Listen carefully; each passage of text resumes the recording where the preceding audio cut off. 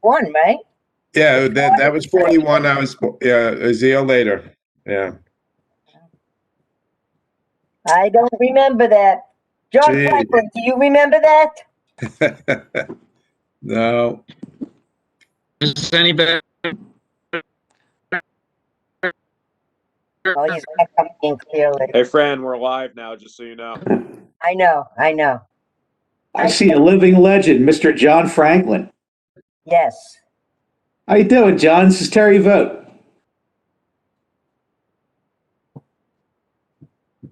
I think he's having trouble. I don't know if it's somebody set it up for him, so he's just hanging out. All right. Yeah. Yes. Oh, there's Abe Halberstam. We're getting there. We got Moshingba. We got Abe, Moshingba, Naftali. Hello, everyone. Good evening. Hello. Halverson. Hey, Chairman. Okay, I think we have 1, 2, 3, 4. We have Fran, I'm 5. having trouble with my video. It's Sam Brown. Okay. Hi, Sam Brown. We have 5. Mr. Roby, you look like in a fancy restaurant. 1, 2, Mr. Roby, you're on mute. 5, 6. There Sorry, you go. that's because I changed my background. Oh, is that what you did? How are you, Mr. Chairman? Good, thank you. How about everyone? 7, 5. Good, thank you. They keep moving Good. around. I can't keep track of everybody. 1 minute. We got Abe. We got Obi. We got Naftali, Moshingba, Hal Halverson is 5. Who's in the house over there? That's Miriam, Mrs. Weinstein. No, that's not Miriam's house. It's her office. No. No, that's Akiva Mayer. Akiva Mayer. He's the second application. Okay. Fran, I'm going to sign in again because I'm having trouble with my video. Sam Brown, okay. You have the first application, Sam? I have the first application, yes. Okay, so just hang in there. Give me 30 seconds. That's I'd all right. rather you have the pleasure of seeing me. Just to let you know I'm here. This is Mayor Gelly. Hi, Mayor. Hey, Gelly, you're somewhere? I'm here. I'm going to come in a minute. Okay, good.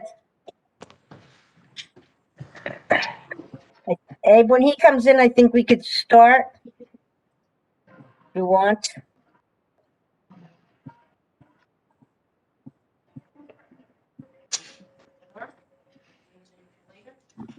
Terry Vogt, are you good? I just got an email from you. Yes, Fran, I'm good. Oh, okay, good. Fran, can you hear? Yes, I can hear you, Terry. Fran or Obi, can you hear me now? Yes, I can hear you, Jerry. Boy, this is terrible. All right, let's go as best we can. Where are you, I'm waiting Jerry? for Abe. I don't see you, Jerry. I hear you, but we don't see you. Well, Okay. I can see everybody, so let's go. Oh, there you are. There you are. Okay. Yeah, Well, we Fran, Yes. it's Judah. I just got to figure out how to get my camera on. That's all. I'm here. Judith's there. Okay. Okay, Franny, do we have a quorum? I think we're good. We have you. Let me see. Obi, Halberstam, We have Halverson, 6, Nolly. I think we're good. 7. Yeah, Mayor Gelly's there too. Yeah. he's Okay, good. Mayor, are you going to be on camera or are you going to be strictly on voice? I'm going to come to camera in a second. Got it. Okay. We can't wait. I love your jacket. Obi, I love your jacket.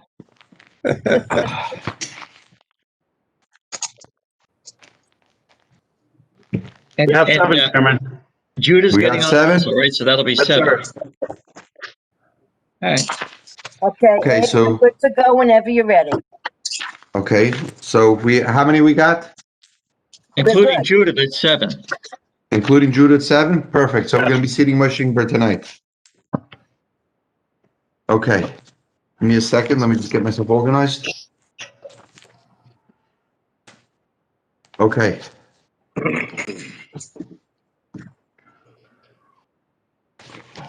This here. Here. Here. What is this? Okay, this is what I need. Just what I need. Okay. Are we ready? Good evening, everyone.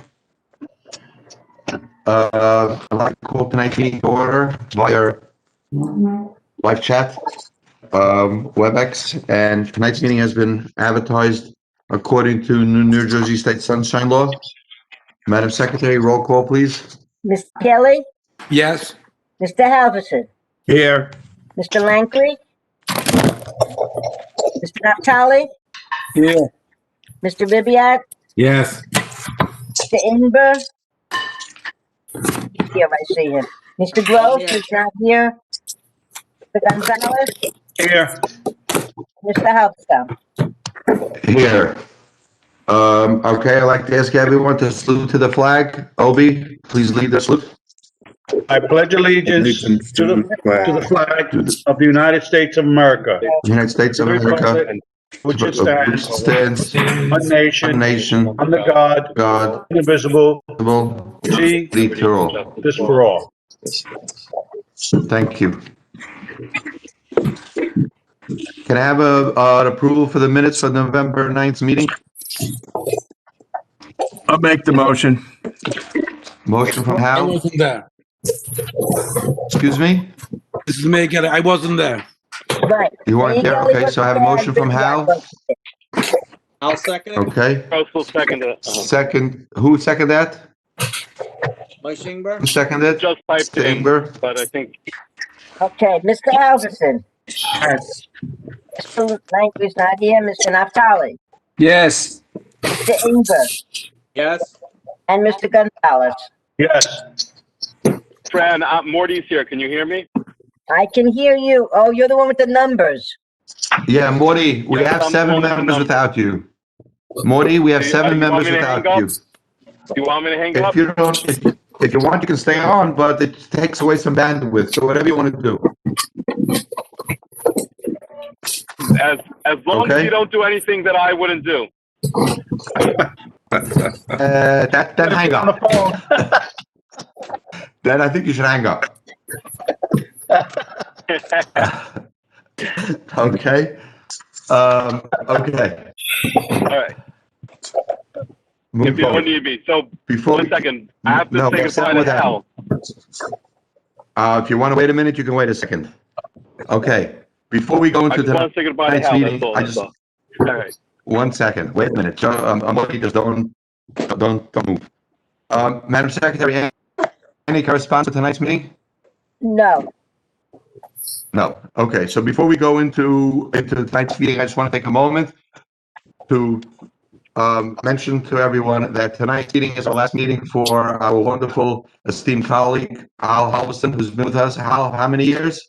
About 100. About 100. Oh, my God. I know you're older than me, but not that older. That much older.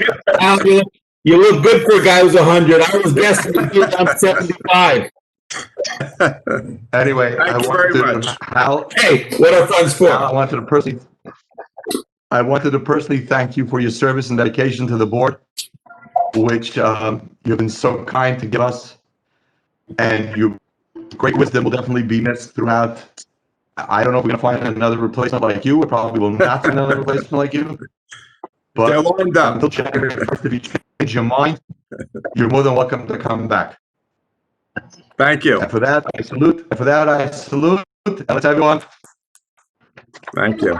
have a wonderful time wherever you're going. I'm not going anywhere. Whatever My hands full right there. you know. But I can understand where you're coming from. You know, if I would be in your shoes, I'd probably also quit. But I enjoyed this more than doing what I was good. So I'm not quitting yet. Well, you should have good luck and you should stay safe. And Thank you. And again, we thank you all in the name of the whole board for all of your dedicated service you. and work. Moving on, we're going to go into our new business, which is going to be appeal number 4163, Yossi Magid. It's Before I continue, Florence Street. wait. Franny, 1 minute. Whoever is not on the application, I would like to ask you to please hang up the Zoom call because it takes away bandwidth. You can listen to the proceedings on lakewoodtownship.gov, and when you see your application come on, you can then log on. If not, please, I ask you to please hang up. It's just going to take away from our bandwidth, and we will have a little bit of a difficult time moving forward. Okay, Franny, 4163 Joseph Market. Stratford Street and Florence Street, block 1078, lots 1 and 3, B5 zone. Use variance requested to construct 2-family dwellings. Okay, who do I see on the screen over here? Representing, Samuel Brown, Mike. appearing on behalf of the applicant. Mr. Chairman, you have, okay. Hold 1 minute before you continue. yes, 1 second. Okay. I see Akiva Meyer on the screen. Akiva, can you please hang up? And log back on when it'll be your turn in your application. Thank you. Okay. Sam, go ahead. Again, Samuel Brown, appearing on behalf of the applicant. You have a map that had been submitted by FWH showing a proposed concept. This application is for the use, not a site plan, but the concept shows 6 duplex lots. Each would be 2 units. The average lot is close to 11,000 square feet. The corner lots are made a little bit larger to accommodate the restrictions that corner lots do generally have. The inside lots were thereby reduced to be approximately, or actually quite exactly, 10,500 square feet. And the average of all of the lots are close to 11,000, but we moved the corner lot lines, and I'm sure the board would actually appreciate that because it allows for the setbacks, the restrictions that we generally would require on a corner lot, instead of us coming to you by site plan and asking for things that are unreasonable and perhaps unsafe. In any event, I'm not going to take up any of your time. I'm going to turn it over to Brian Flannery, who's representing the applicant as its engineer. And without further ado, Brian. I think you're on mute, Jerry. Jerry, you're on mute. Do you swear or affirm to tell the whole truth, so help you God? I do. Brian Flannery Jackson, New Jersey, licensed professional engineer and professional planner. We had submitted 3 exhibits to the board. Could you tilt the screen this way? This application. And be stuck the other way on the chair here. A1 would be sheet 143 of the tax map. Do you understand me? Showing the subject property highlighted in block 1078. Somebody was over talking. Just a moment, please. Who else? There's a woman talking. Who is it? Right. Okay. Sorry, Brian. I couldn't understand because somebody was talking over you. Okay. Sorry. So A1 is sheet 143 of the tax map. It shows the subject property highlighted in red in block 1078 between Florence Street and Stratford Streets. Also fronting on Jonas Avenue, which runs north-south, and in close proximity to Vermont Avenue, which is being improved by the Township of Lakewood at this time. The additional property between the subject property and Vermont Avenue is owned by JCP&L. The block to the west of us, block 1077.04, that applicant, that property owner came to the board as application ZB number 4133 and was also granted a bifurcated application use for duplexes. And similarly, on the southerly side of Stratford Street in block 1077, the applicant came on ZB number 4112, was granted a use. Both of them are contingent on providing access out to Vermont and Vermont being completed to Chestnut.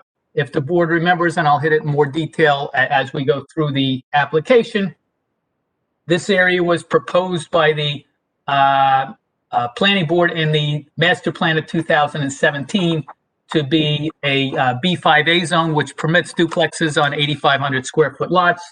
The condition being that the roads are fixed so that it doesn't create a traffic problem.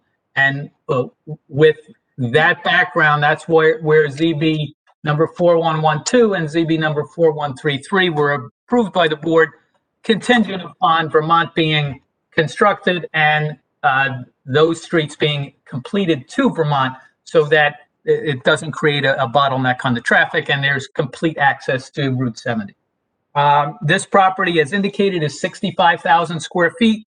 We've shown 6 duplexes, which would be 12 doors.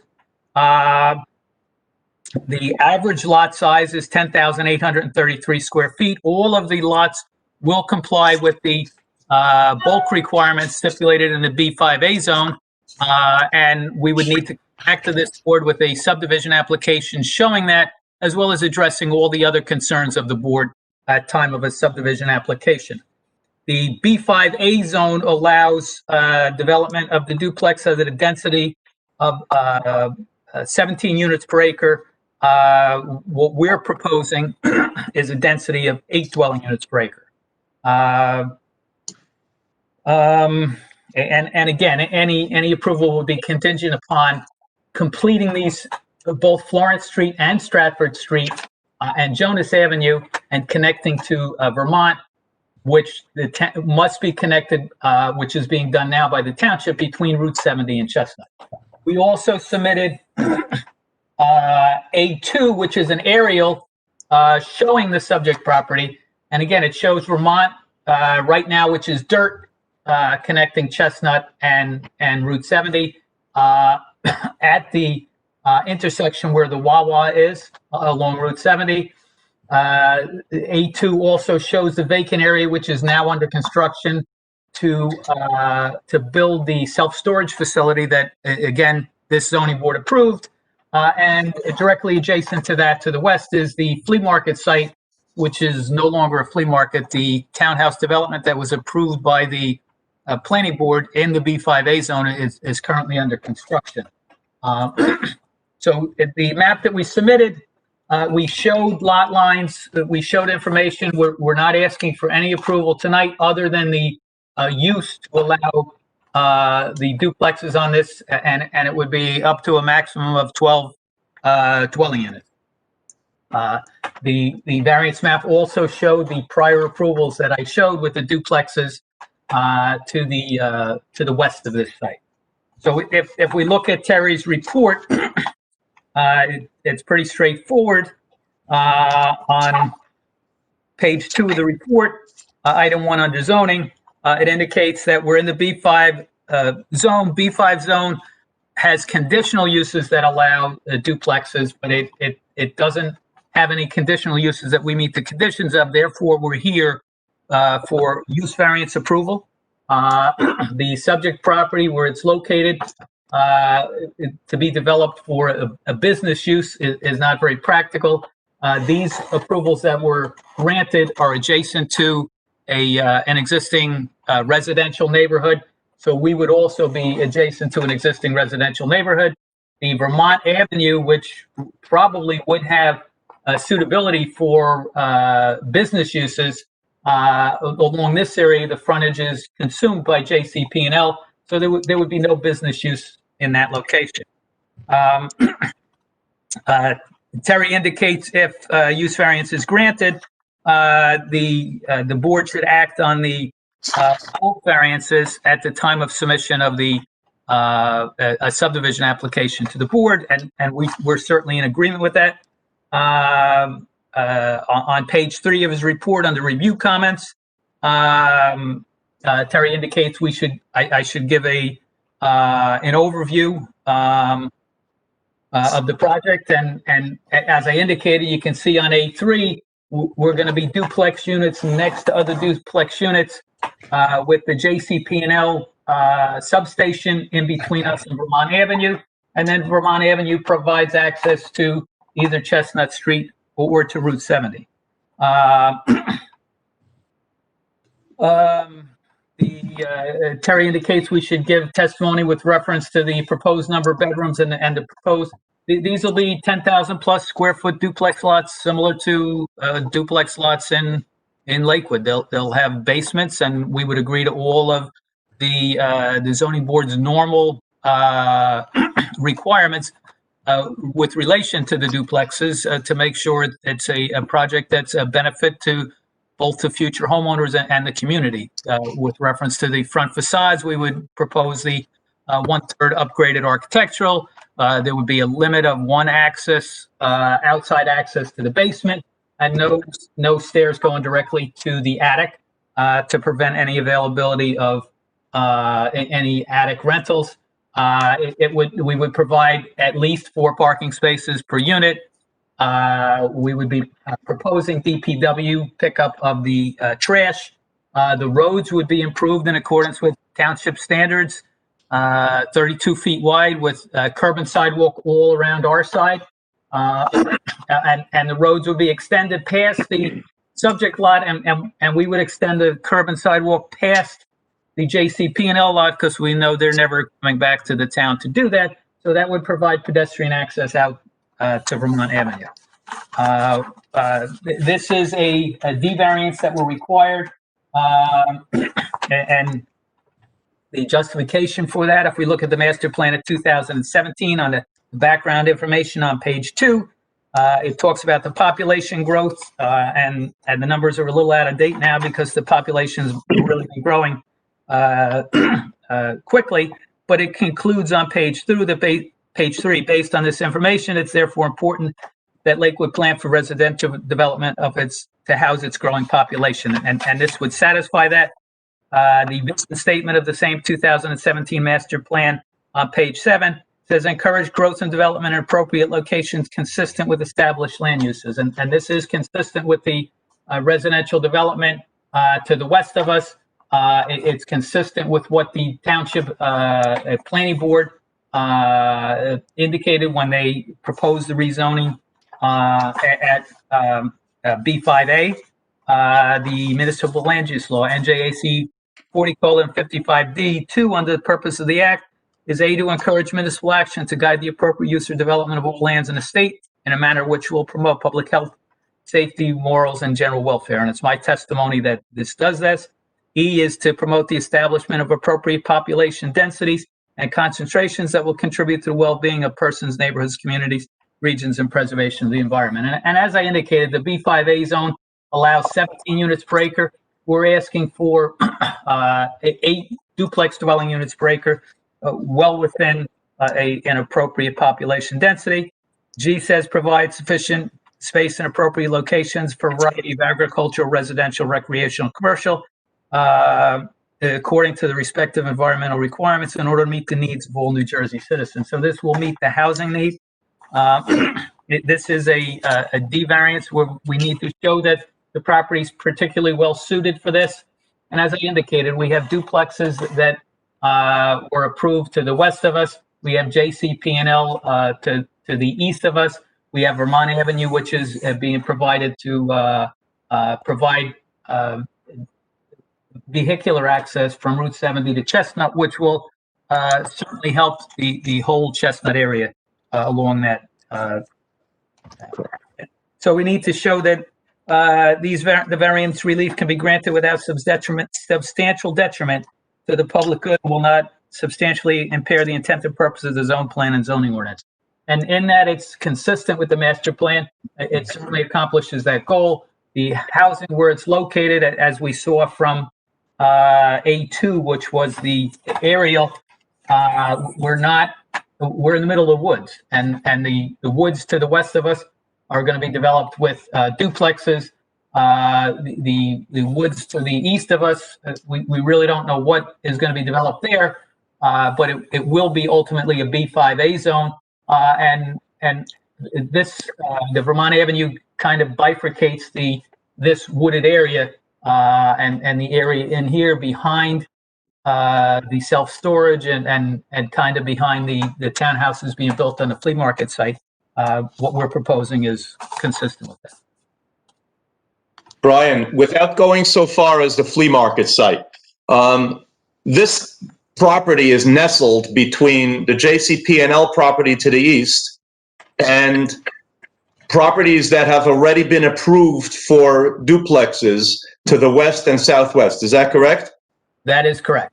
Now, in your testimony, if Vermont is completed with improvements as is currently in the process, and this would be a B5A zone. It's not, it's a B5 zone. But if this were a B5A zone, how large would the lots need to be for the duplexes? Duplex lots in the B5A zone are permissible at 8,500 square foot. And these are all way in excess, is that correct? That is correct. We would be proposing lot size, average lot size, if the board acts favorably, of course, average lot sizes of over 10,800 square feet per duplex lot. Okay. That's all.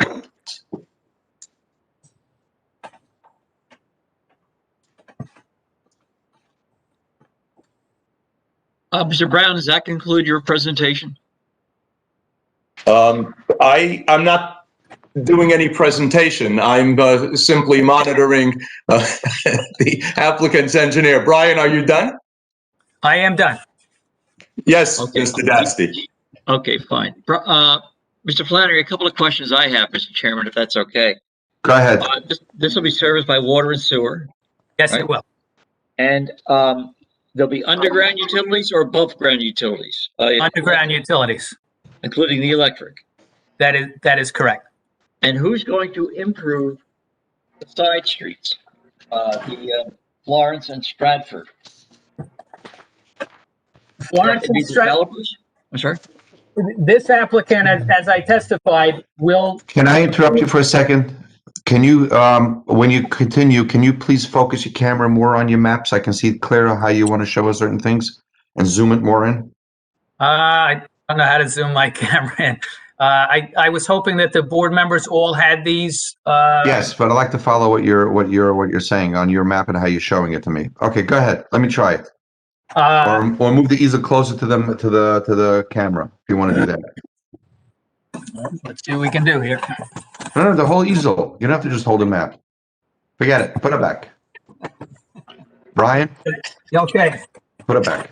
I can move, if I move myself, I can get the easel somewhat closer. Okay, perfect. Nice. All right, go ahead. Show us what you want to show us now. Subject property is highlighted in red. What this applicant is committing to, if the board acts favorably, this applicant would be responsible for improving Florence Street all the way up to Jonas Avenue, improving Jonas Avenue, and improving Stratford Street all the way out to Vermont. Additionally, we would indicate that we would not get any building permits prior to Vermont Avenue being I'm in a meeting. completed between Route 70 and Chestnut Street.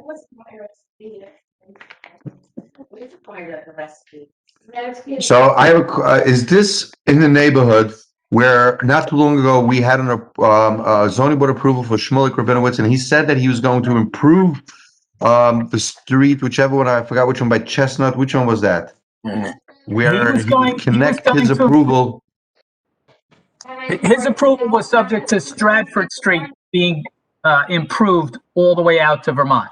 If he goes in and does it first, well, then we don't have to. But if he doesn't do it, we will. No building permits will be submitted on this property if the board acts favorably until such time as a bond has been posted for improving Florence Street, Jonas Avenue, and Stratford Street all the way to Vermont Avenue, as I have testified. Brian, is the applicant in your testimony willing to make that a condition of this approval, that nothing is going to be built on these lots until such time that these streets are bonded? That is correct, yes. Okay. Brian, so if Sam Rabinowitz's project goes forward before this one, is he going to be passing by? Is he going to approve Stratford like he said all the way through to 70, so that this Stratford place will be approved already? That was a condition of his approval, yes. Okay. Brian, I have somebody that just requested, can you that sounds Miriam Weinstein, doesn't it?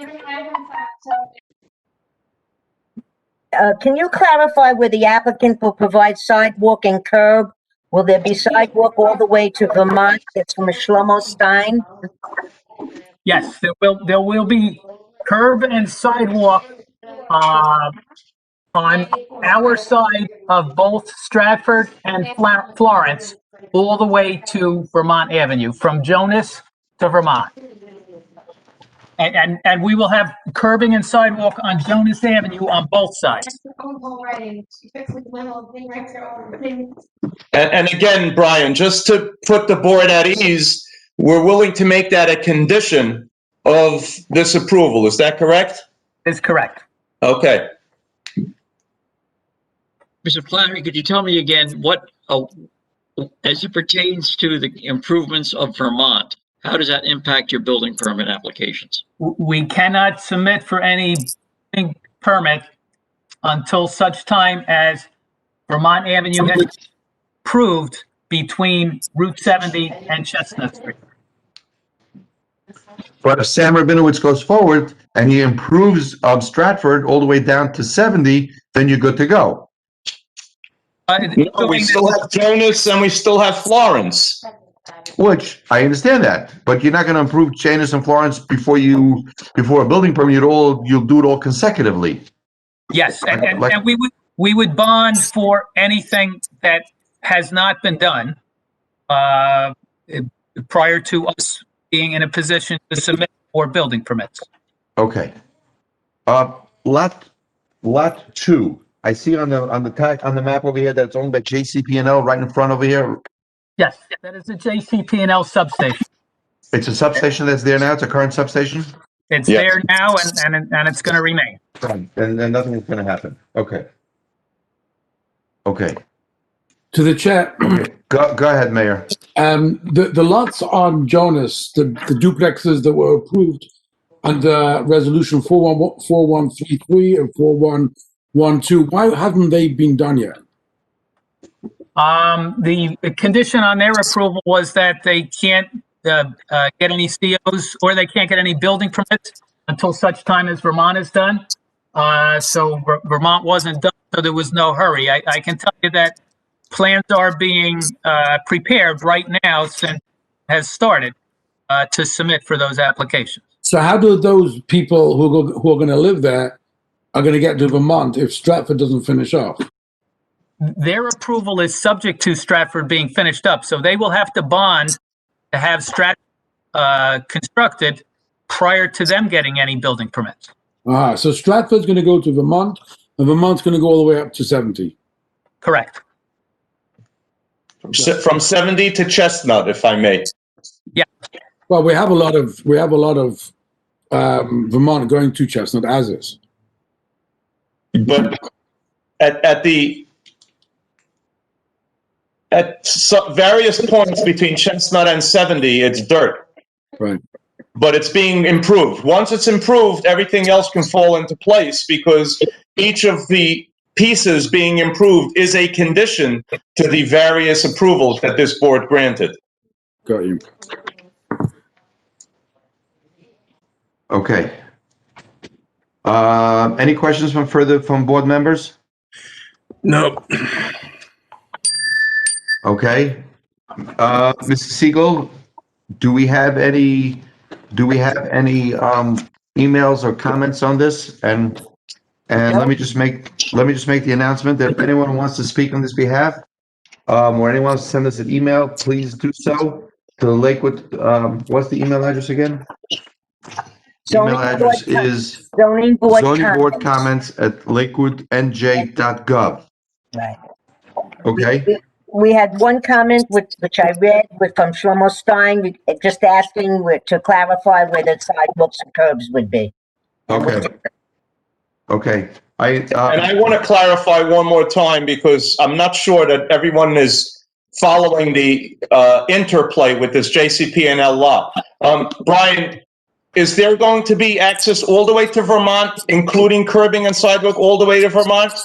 Yes, this applicant will construct Florence Street to Lakewood standards, including curbing and sidewalk on our side of Florence Street and Stratford Street across the JCP&L substation lot, so that there's complete vehicular and pedestrian access out to Vermont. Okay, and that's a condition of this approval, should it be granted. That is correct. Okay. Mr. Chair, if you don't mind, I have a question for Flannery. Sure, go ahead. Brian, your Please map- speak up. Mike Shingber, how are you? Yeah, please speak up. Your map indicates only stopping right after the subdivision. Is there any reason why you depict it that way instead of going right out to Vermont? The gentleman who drew the map wasn't aware how important it was, and drew the map wrong. So the map shows the property, it shows what we need, but me testifying in this application knows that would be ridiculous to stop there. So definitely 100%, on the record, Florence and Stratford will be connected to Vermont with sidewalks and roadways. Yes. And is this a bifurcated application or is this Yes. a full application? So It's a bifurcated application, and if the board acts favorably, when we come back, I will make sure the CAD operator correctly depicts the curb and sidewalk across the JCP&L lot, completing and making a proper connection to Vermont Avenue. Okay, that's it for me. Anyone else have anything comments to say? Okay. Franny, did anyone log on or anyone have anything to say via email? No. Jerry, I understand that by code from the zoning board, so we have to allow people to log in and call in? Is Yes, that correct? Yes. Yes. So we're just gonna give him a minute. If anyone wants to log on and give us your comments on this. And then we will move forward. Okay, seeing none. Sam, would you want to have some closing arguments before we move forward? There's truly nothing to argue. I think that this matter has been laid out pretty clearly. We're in an area which already has these type of housing units approved. The amount of square footage that is being provided is in excess of what would be required in a B5A zone. The applicant is going to make sure that access is complete to Vermont Avenue, both from Florence and from Stratford, as you've heard. Both Florence, Stratford, and then in addition, Jonas Avenue are going to be improved. They're going to be sidewalks, curbing, and so on to the township standards. From my perspective, this is an application that makes perfect sense, and I think that most of you would agree to that. So I will leave it with nothing else. Okay. Just for the record, we are going to close it to the public and we're going to move forward. I have no further questions. If anyone else has any further questions, if not, I would like to ask for a motion. Can I have a motion for 4163? Joseph Marget? Anyone available? I'll make the motion. Who's that? Hal, is that you? Okay. Yes, Your motion with any conditions or anything, or just straight motion? just as it was stated. Okay, remember, it's a bifurcated application, so we're gonna go forward when we move forward. Anyone, can I have a second? I'll second. Second from Mayor Gelli. Madam Secretary, roll call, please. Mr. Gelli, Yes. Mr. Halverson, Yes. Mr. Natale, Yes. is Mr. Ribbiat here? That's not me. Yes. Who is that? Yes. I don't know, somebody's babysitting there tonight. Mr. Ingber, Yes. Not me. Mr. Gonzalez, Yes. and Mr. Halverson. Yes. Okay, good night and good luck, and we'll see you back for the Thank you. second half of this application. I'd like to take an extra 15 seconds to thank Hal for his service. I'm going to really miss you up there. All right, thank you. That's because I made the motion. I'm glad I didn't compliment you before you made the motion because someone might think that there's something going on. Good luck to you and thank you. Thank you. Sam, is it true that Hal is your uncle?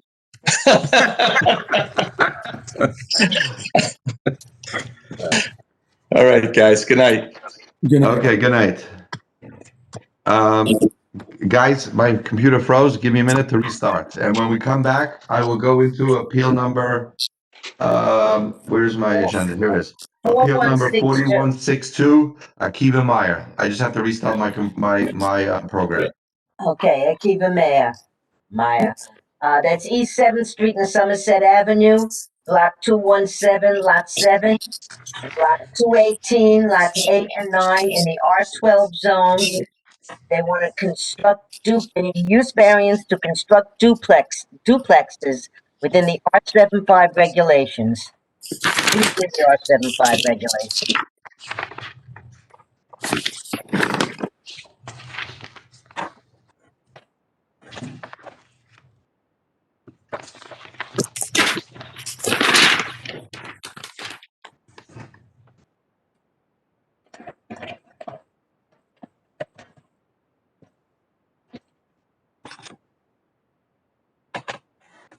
Okay, I'm back. And who's here on behalf of Akiva Meyer? I am representing that application. I don't believe we have an attorney. Okay, before we continue, I see that Avram Naftali is not here. He went to put the baby to sleep. So we have to wait. There he is. Okay. Okay, And I think Akiva Meyer was here before. yes. John Franklin is here on that application. I'm back. Oh, there's Akiva, okay. Here's Akiva Meyer. Okay. John's Good. on the application also together. It's a joint application. Who's here? John Franklin? Yes, I know John. Hello, John. How are you? Okay, this is the first time I've ever done this. It's been listen, that's because you're not in the Public Works Department anymore. That's why. That's it. You know, if you'd stay on Public Works, we wouldn't have all these issues. You see It's your that? fault. You know? Good. Good to see you back.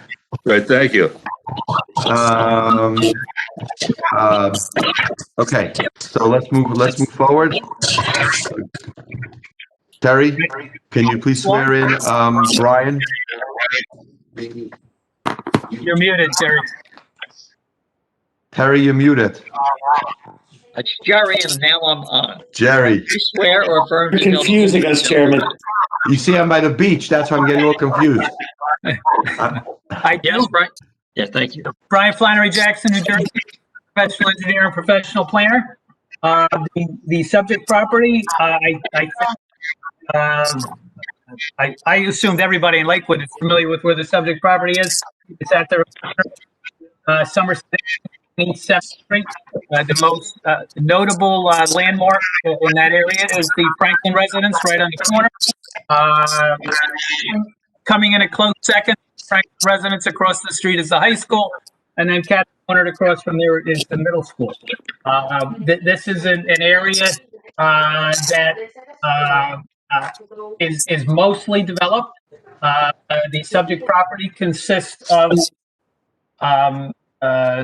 3 different lots that consolidate the property in that vicinity that we're looking to do the redevelopment. The Estonian Church was just to the west of that, and it's an area that's changed. There's development that was approved many years ago across the street for lots that are of the more of an R75 type of nature. There's properties to the west of us where 50-foot wide lots were approved, the same R12 zone, and a couple of them were put together to make a X toward the westerly end of the R12 zone. To the west of us also is R10 zone. Across the street is R10 zone.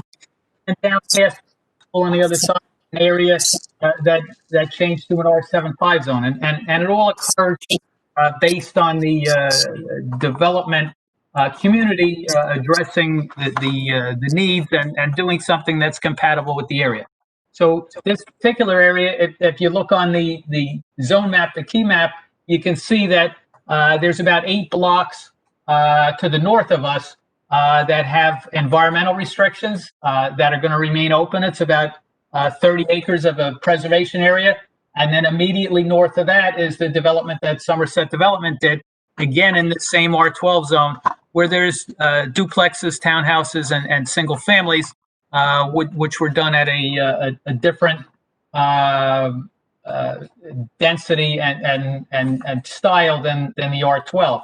So this little piece of R12 is unique. It's a uniquely situated for this. There's pros and cons with being located next to the schools. In addition to these schools, there's other schools proposed down the street. There's private schools in the area. This property per zone could only be used for 12,000 square foot lots, which would pretty much mean it kind of stays the way it is, or it would have to be a school. And it would make a good school, but with all the other schools around, the traffic impact of that, in my opinion, would be severe. So we're looking for 7 duplexes for a total of 5.8, 7 duplexes, a total of 14 doors on this 2.41 acre tract, which is a density of 5.8 dwelling units per acre. Looking at Terry's report, he indicates in item 1, duplexes are not a permitted use, which is why we're here for the use variance this evening. The R12 permits development at a density of 3.63 dwelling units per acre. We're asking for a density of 5.8 dwelling units per acre, which is a couple dwelling units per acre more than the R12. But my testimony is that it's really not an R12 type area. When you look at the other development that's occurred in that area, it's all been developed in excess of the 3.63 dwelling units per acre, and this 5.8 would fit in, especially in light of the fact that we have that 30-acre preservation area behind us, that minus those environmental restrictions, 30 acres would be developed. Even if at R12 at 3.63 dwelling units per acre, you'd have another 100 dwelling units in that area. So looking for, again, it's a D variance. Looking at the reasons for that the board would grant the D variance. We look at the master plan of 2017 under background information, and it indicates all the growth we've had. It concludes on page 3 that based on this information, it's therefore important that Lakewood plan for residential development to house its growing population. The same 2017 master plan, the vision statement on page 7 says encourage development and redevelopment based on smart growth planning principles. And it's my testimony that this does that.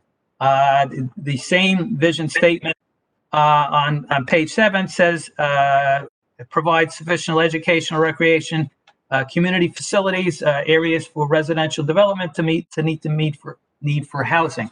And again, this does this. So the municipal land use law, NJAC 40:55D2, under the purpose of the act, A is to encourage municipal action to guide the appropriate use or development of all lands in a state in a manner which will promote public health, safety, morals, and general welfare. It's my testimony that this does this. E is promote the establishment of appropriate population densities and concentrations that will contribute to well-being of persons, neighborhoods, communities, and regions, and preservation of the environment. And the environment is being preserved in that 30 acres behind us. When you weigh that 30 acres in with our request, which is only for a couple dwelling units per acre, more per acre, it's my testimony that that's appropriate. Again, it's a D variance. We have to show the special reasons. The property is particularly well suited. There are no houses across the street.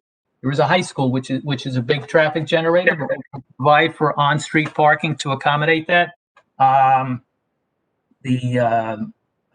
The rest of the area has dwelling units that are more of the R75 type of nature. The duplexes we're proposing are consistent with the R75 criteria.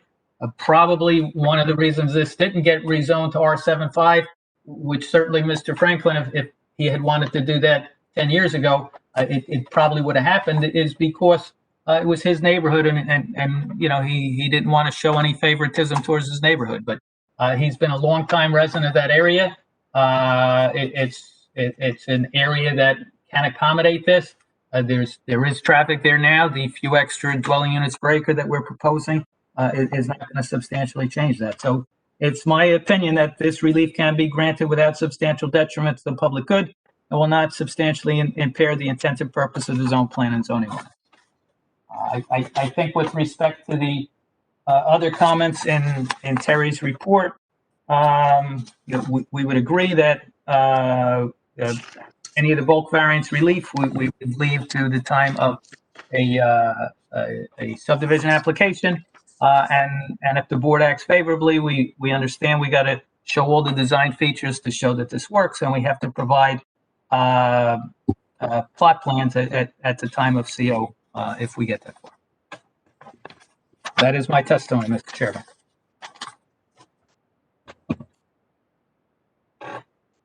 You're on mute, Mr. Chairman. Thank you, Mr. Gelli. Brian, before I continue, would your client want to say some things? Or do you want to swear him in? You want to, Brian?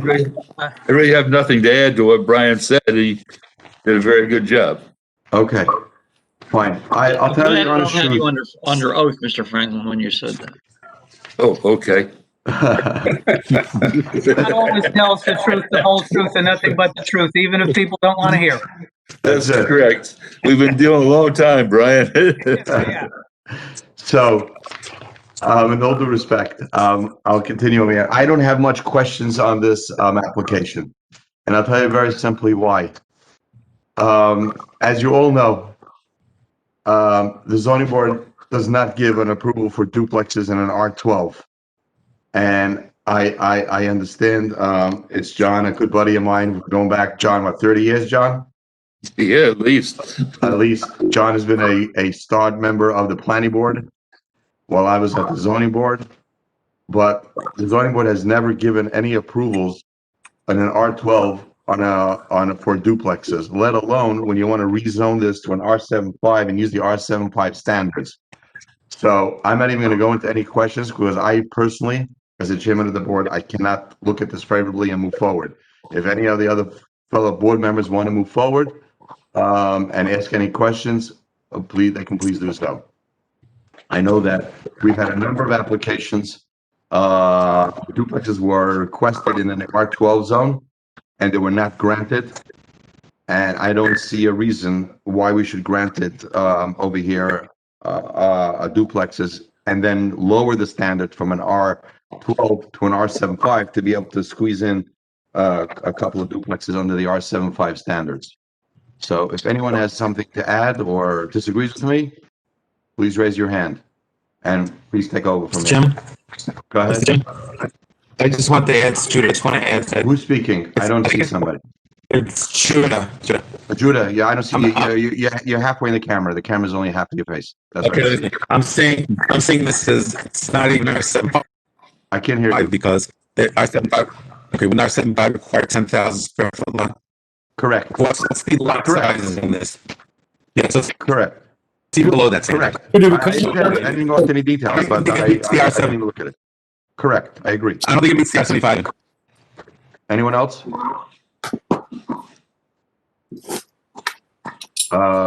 Does anyone else have something to say to this or disagree with me? Please speak up. Abraham, go ahead.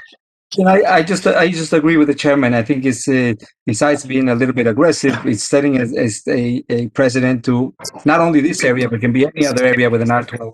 So even though I understand what Brian was mentioning, the area where it is unique, all of the above, At the end of the day, it's an R12, and it's a little bit too aggressive to go from an R12 to an R75. And then put in a duplex. I agree.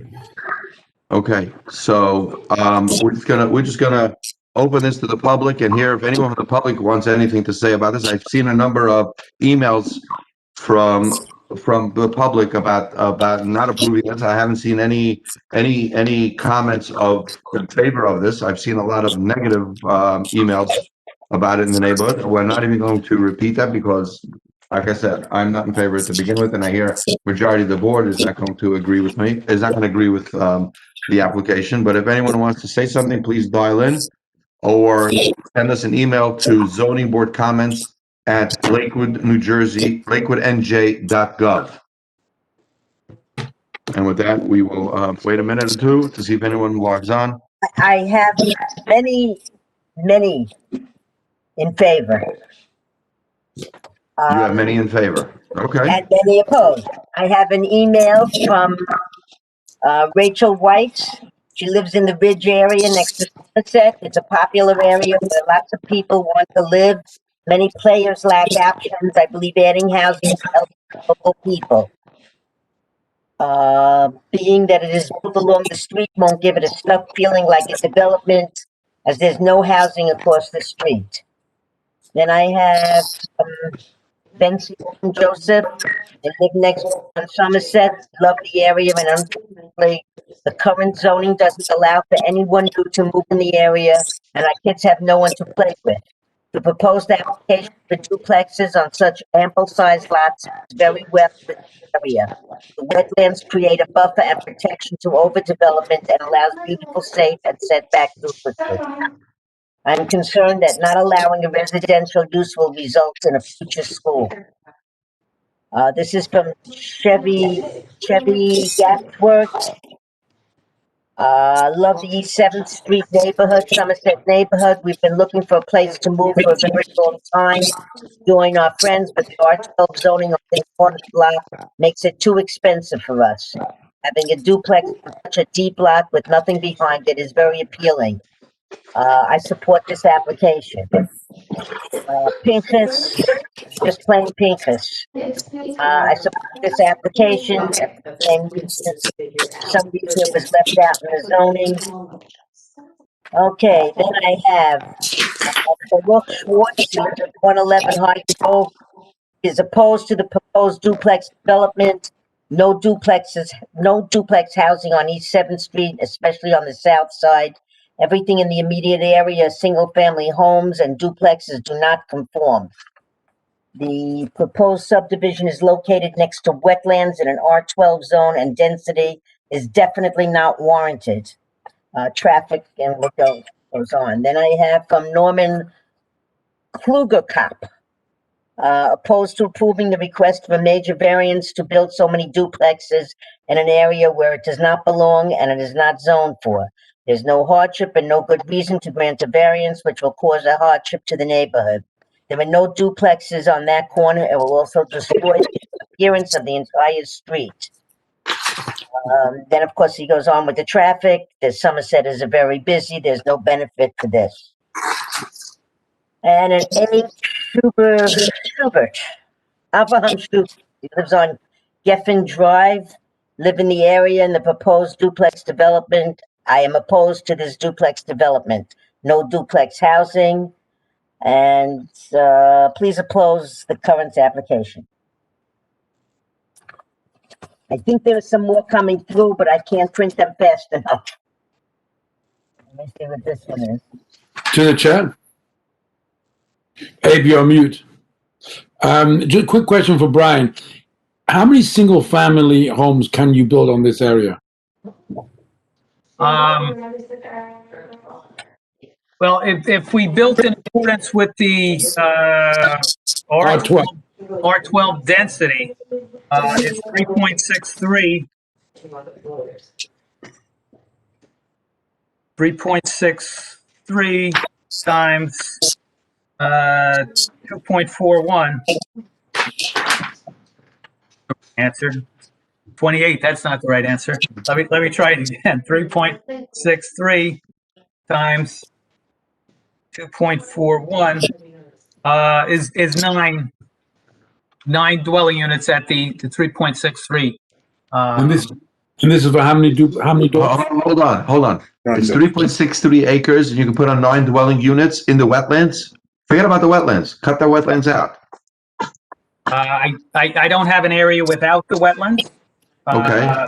What I'm hearing from the board is that, and some of the objectors, is the duplex is the problem. So if the with that in mind, I'm sure the applicant would like to modify it. And Brian.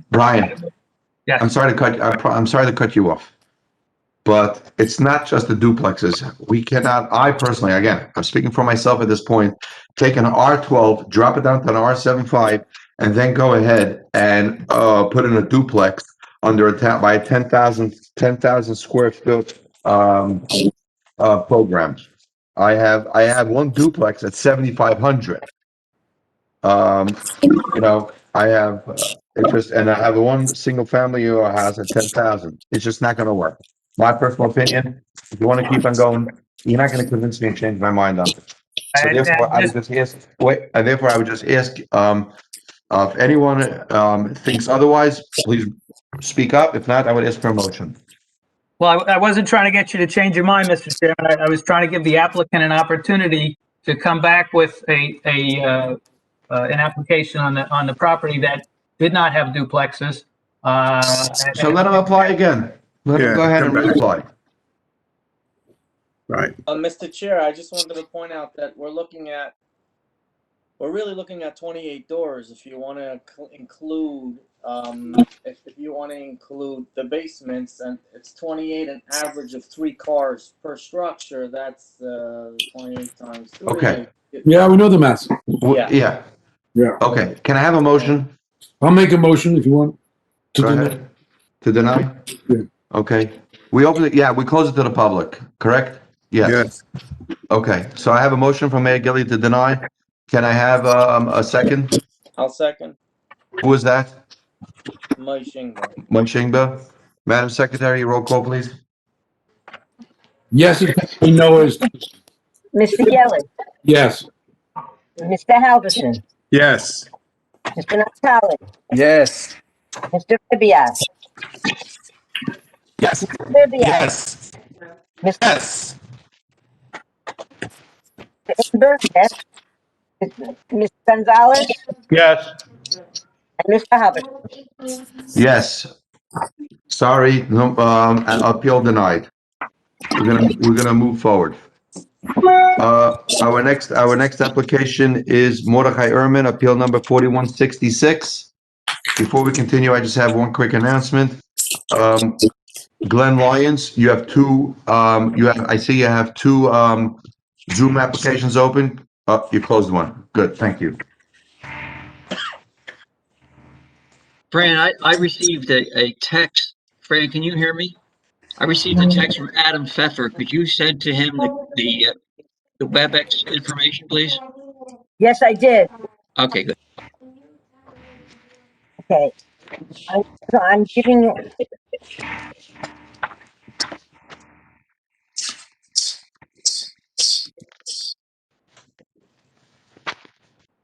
Mr. Ehrman, who's here representing Mr. Ehrman? Glenn Line. Glenn Lyons. Okay, Glenn, good evening. I see another screen open for you on the WebEx over here. Can you close it down? Okay. Is it a phone? Is it something? We're doing 4166. Glenn, you're on mute. I don't hear you. Glenn, you're on mute. I don't hear you. There we go. For some reason, I don't have the audio on my computer, so I have to use my phone tonight. Okay. Got it. Okay. Mr. Halberstam, we're doing 4166, Mordechai Ehrman, Yep. Mordechai Ehrman, yes. 340 Laurel Avenue, Block 536, Lot 48, R75 zone, to construct a single-family home, requesting combined side yard setback variance of 10 feet where 15 feet is required.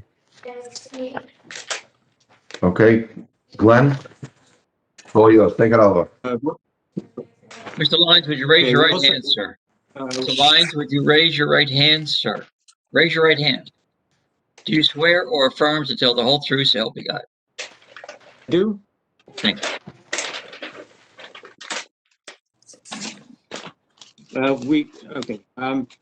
Actually, we're applying for, 3 variances. One is an existing lot width of 39 feet where 50 is required. And then we have one side setback of 5 feet and then the combined of 10 feet, where 15 is required. And those are all outlined in Terry's letter. Okay,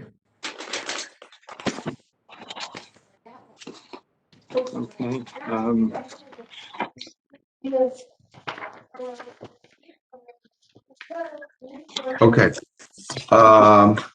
Basically, I have over here your variance map. And I see your variance that you're asking, 39 feet, 5 and 5. We're requesting 5 and 5. Mainly because the lot is one of the narrower lots on the street at 39 feet where 50 is required. So that if we built with the 15-foot setbacks, we're down to a 24-foot wide house. If we had a 50-foot wide lot, which we don't, we would be permitted a 35-foot wide house. So we're proposing 29, which is actually the middle number. Okay, so how wide is the house itself? The house itself is going to be 29 feet wide. Okay. Which is not, overly wide for a single family home. I'll tell you where, I understand where you're coming from, and I know what you're doing. 39 feet, you got to put a house. I just have a legal question. Was this house was there a buyer right question going on to the neighbors to buy a property from the next door? Was this a self-imposed hardship? Do we know anything about that? Terry, can you help us out on that? What? Well, Mr. Lyons, why don't you testify as to what's adjoining? Are there houses on the adjoining lots, or what's the story with those? I believe there's an existing 2-family house to the left of this lot, which is a newer home. It's a newer building. And on the right side is lot 4. I'm sorry. Yes, on the right side, there was just an application before the planning board for a single family and a duplex. So they have a pending approval for theirs, which was approved by the planning board. Can you tell us the width of those lots, sir?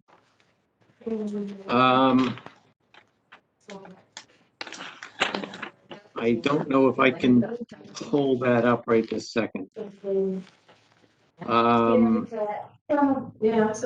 Excuse me, Glenn, is that shown on the tax map? No, it hasn't been filed yet. Okay. Let me just see what we had. We had a total of 111 feet. I believe that I do believe the single family. I believe they all complied with as far as lot width. From my recollection, we did not request any lot width variances in the R75 for any of the units. So with 111 feet, we would have had enough for. There's some background talking by a woman that's impossible. I cannot hear anything. There's somebody who has their mic on. There's a woman talking in the background. It's absolutely impossible to hear what someone's saying. Okay, I was on mute. I just unmuted. Can anyone else take a look what's going on behind by them?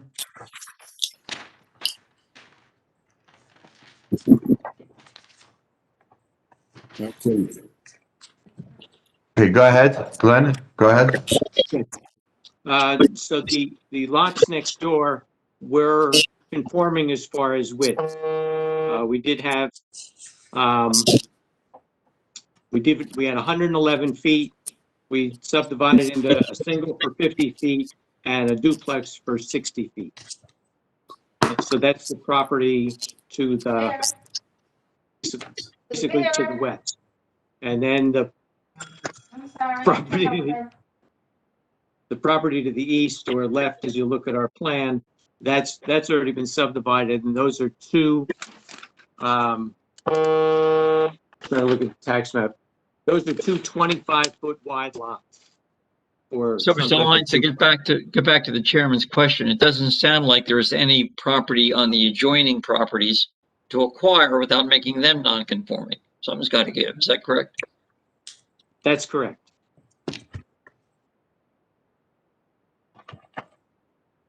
The chair, you're muted. Thank you, thank you. I just have, I understand we have a 39-foot lot. Is your client moving in onto this lot, or is he looking to flip it and sell it? Oh, he's going to be the Mr. Erman? end user. He's gonna be the end user. moving in. Okay, okay. So my question, Glenn, I have a question for you. Mr. Chairman, I think Mr. Aaron is here now. Mr. Who is here? So Mr. Erman is here. Yes, I see him on the screen. Hi, Erman. So he just said that he was going to be moving in. Yeah, I heard it. Okay. Yeah. Okay. Do we need to swear in Mr. Erman if you want to say something? Glenn, can you please swear in Mr. Mr. Erman? Aaron, why don't you raise your right hand? Do you affirm, sir, to tell the whole truth, so help you God? Yes. Your name and address, please. Mordecai Ehrman, 675 Princeton Avenue, apartment 209 in Lakewood, New Jersey. Okay, thank you. So you just told me that you're the end user of this house. Yes. So I have a question for you. I don't have a problem what you want to do. I just have a little bit of an issue of a 5-foot setback. The reason what my issue is, I see you putting in window wells right in the 5-foot setback. 3 window wells on one side, 1 window well on another side. Probably a door on the side also. No side entrance. No side entrance? Oh, I see stairs, but no side entrance. Okay. My question is, can we somehow make the house a little narrower and longer? I don't have a problem with the 39 feet. I'm trying to help it work where God forbid, if there is an emergency and we have to get to the woods over there, and you have window wells, you will not be able to move something. It'll be a trip hazard. It's basically going to be locked in. And is there any way we can make the house a foot or two narrower so we can get a little bit more side yard, make it longer, so that we can have a little bit wider side yard setback? Well, we could just remove the window wells, make the house a little higher and no window wells on one side. But we still have a problem with 5 feet. 5 feet is kind of tough on a side yard setback. I'm asking. It's also, it happens to be a little street that you could get in from the back of the lot. I know, I saw that. I drove that street. I saw that street, and I was afraid. I don't know how many, besides auto parts back there are, how many body parts are back there. Okay. I went down there. I canvassed the area. I saw it all. So I'm just trying to see, if you can make it a little bit longer. It sort of turns into like a railroad kind of house once we take it down. That's why we'd rather take away the window wells. Okay. And you won't have any basement windows? What are you gonna do with the basement windows? Just a very short one we'll make. Or can that we'll work? make it a little taller, the house. Glenn, can that work? To the chair, the other side has 10 feet, no? What? The other side has 10 feet. No, they're both 5 feet. They're both 5 feet. If one side would be 10 foot, I would shift the house over a little bit and make it a little bit, but they're 5 and 5. It's dead on. 5 and 5. I understand he can't put basement steps on the side either. It's correct. He's not asking for that. He's not putting on Steps in basement the front. steps. Correct. He's not putting on basement steps. Correct. Sure, he's gonna want them. It would have to be in the front or in the back. Right. If I can get 6 and 6, I wouldn't have a problem with it. You know, if we can just somehow, guys, help me out over here. What do you give you guys? That's just my opinion. I know the house is a narrow house. He wants to move in, and he has to make it work for himself. Granted. The chair, we have to just consider also that if he's going to take away the window wells, and he's going to finish the basement, it's gonna need egress windows, I'm assuming. So the house is gonna the applicant should understand the house may have to go up higher than you think it might. Because if there are gonna be bedrooms in the basement. True. Correct. Bigger windows down there. And then you might go over the height allowance. Height allowance of 35 feet. What do we got now? Building height, we're below 35 feet. I don't know about how much, but okay. To the chair? Yes, Obi. Yeah, to the Chairman, I understand what you're saying. I'm looking at the plans. I was also over there. There's really nothing behind them, so to speak, and the lots behind the house, which is probably why the lots are done the way they are. I really have no problem, based on the amount of, land that he actually has to build widthwise. I know that we frown on 5 foot, side yard setbacks, but I think that based on where it's at and where it's located and what he wants to do, I really don't have a problem with a 5 foot setback. I prefer to see, if we're gonna do window wells, if you're gonna have something in the basement that is safer so people can get out, as opposed to having them trying to do higher, go higher, or try to do them more narrower and move them, further back. I don't think that's gonna solve anything, because you're still gonna have a basement.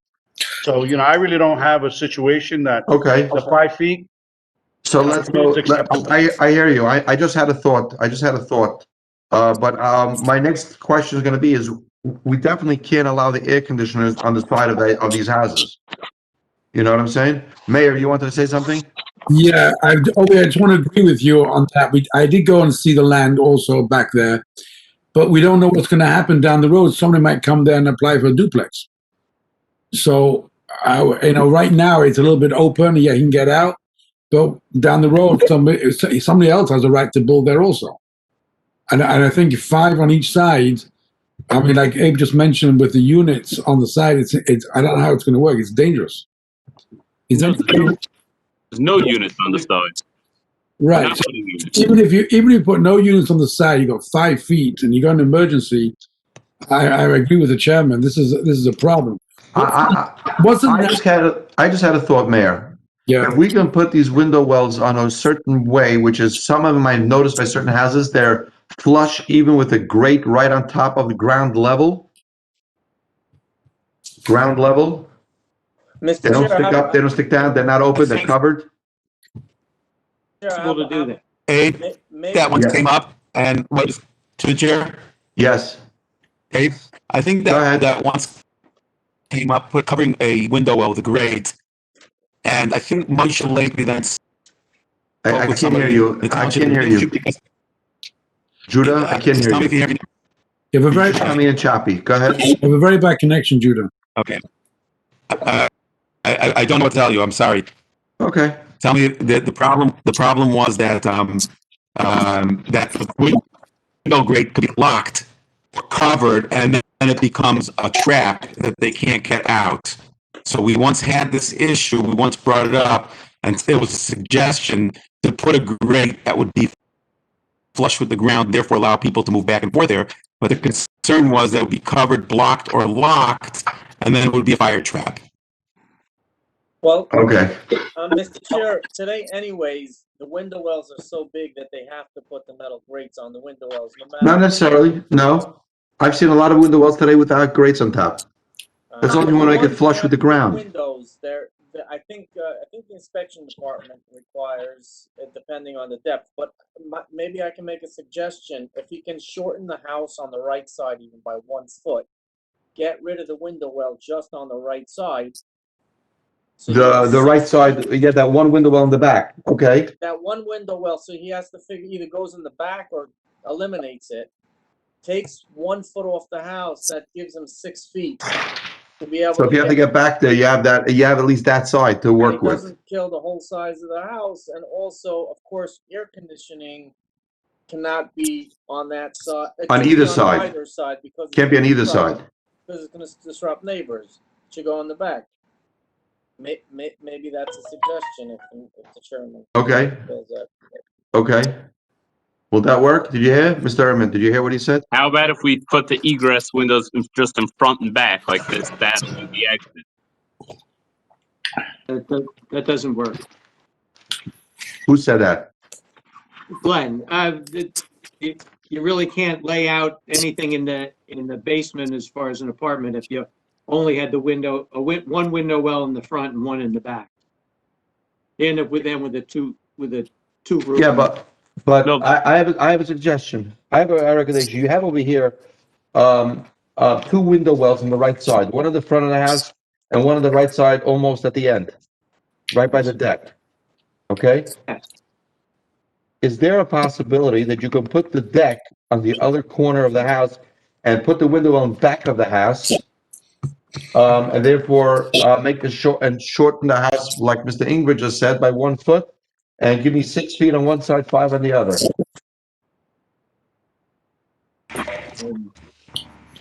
To the chair, can we ask Terry about this? Terry? Can you give us a little insight here? I agree with what Glenn is saying. The orientation, I mean, if you want to have an inhabitable basement, the window wells cannot be put front back, to my knowledge. I mean, it's a building official question. Terry, he has 2 window wells, one in the front of on the right side. He has one in the front of the house. Right. One almost at the back of the house on the right side. Right. Take the porch, the deck, out of the right side, put it on the left side of the house by the family room, right? Instead of by the breakfast area. Take that window well that's on the right side, put it where the deck is now, because at the corner, doesn't make a difference which corner it is, if it's on the side or in the back. And then shorten the house by 1 foot and give me 6 feet on that side. So we have to get in and we have an opening to get into the back over there. It may be possible. I just can't speak for how the interior of the basement is going to lay out and whether that's permissible. I mean, if the applicant wants to get board approval and take his chances, he may come back if his architect goes to the building department and says, no, you can't do this. So Glenn, I don't have a basement layout, so I don't know, but the right side, the rear window well is almost at the corner of the house. It's like 2 feet off the corner. Flip it around, put it in the back of the house and put the deck by the family room. That window well is about 6 feet off the corner of the house. So we could move the deck over and move the window well around to the back. I don't know that we can move it all the way to the other side. We may be able to just move it enough to get the window well in, but I think we could definitely get the window well in the back. We can, because we're not going to rely on the left side of the house for the air conditioning units, because of the other window wells. If we slide the deck part of the way, it would be helpful if we could put the air conditioning units on the left side of the house. Well, you'll figure it out. No, 5 feet. And as far as the 1 foot, that's really up. We have the applicant here. That's really up to him whether he feels he can, adjust by a foot. I'll tell you what it is, Glenn. The applicant has to agree to it, or doesn't have to agree to it. We can just tell him. And then I have 6 board members or 5 board members to say that I'm wrong, and they'll go for it. Right. Excuse me, Chairman. You can do that too. Go ahead, Chairman? Glenn. Terry. Terry, just Yes. one other thought, looking at the layout shown on the variance plan. Can you modify the shape of the deck in the back? Specifically, you have the stairs coming down parallel to the back of the house. What if you move those stairs to go towards the back of the property? That's going to give you a lot more room to move that deck much further than you have it now. Yeah. I was just saying, if we moved it a few feet and were able to get the window well in, that would still be able to have access to the breakfast area rather than the family room. That was all I was trying to do, is I Okay. didn't want to lock the deck in. Okay, and move it so- all the way to the other side of the house. So maybe you can redesign the house and put the breakfast area, the kitchen, and everything, flip it around, mirror image it on the other side. Sure. You know, and then you can have the deck on the left side out of the breakfast area and have the door where it is, have the study on the left side, dining room, living room on the right side, family room, kitchen, breakfast area, stairs, everything on the left side. Glenn, you're a smart person. You'll figure it out. Right, and I think we can, I think if you wanted the house a foot narrower, there's definitely a way of rearranging the rooms a little bit to get you that foot, definitely. Okay. Any public comments that anyone wants to say, please email us or call in. You can email us to, what was it again? Why can't ever remember that? Zoning board comments at lakewoodnj.gov. We'll open to the public. If anyone wants to have any input, please email us or call us in. Franny, any emails coming in? I have nothing on this application. You have nothing on this application, okay?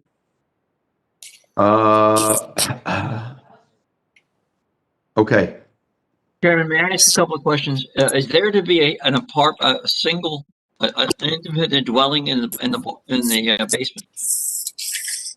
Yes, there will be.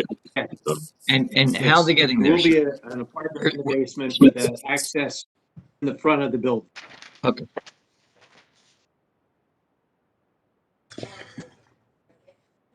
okay. Go ahead. Anyone want to say, if anyone wants to say anything, please do so. If not, I'm going to ask for a motion. What is the plan right now? What are we talking about? Yeah.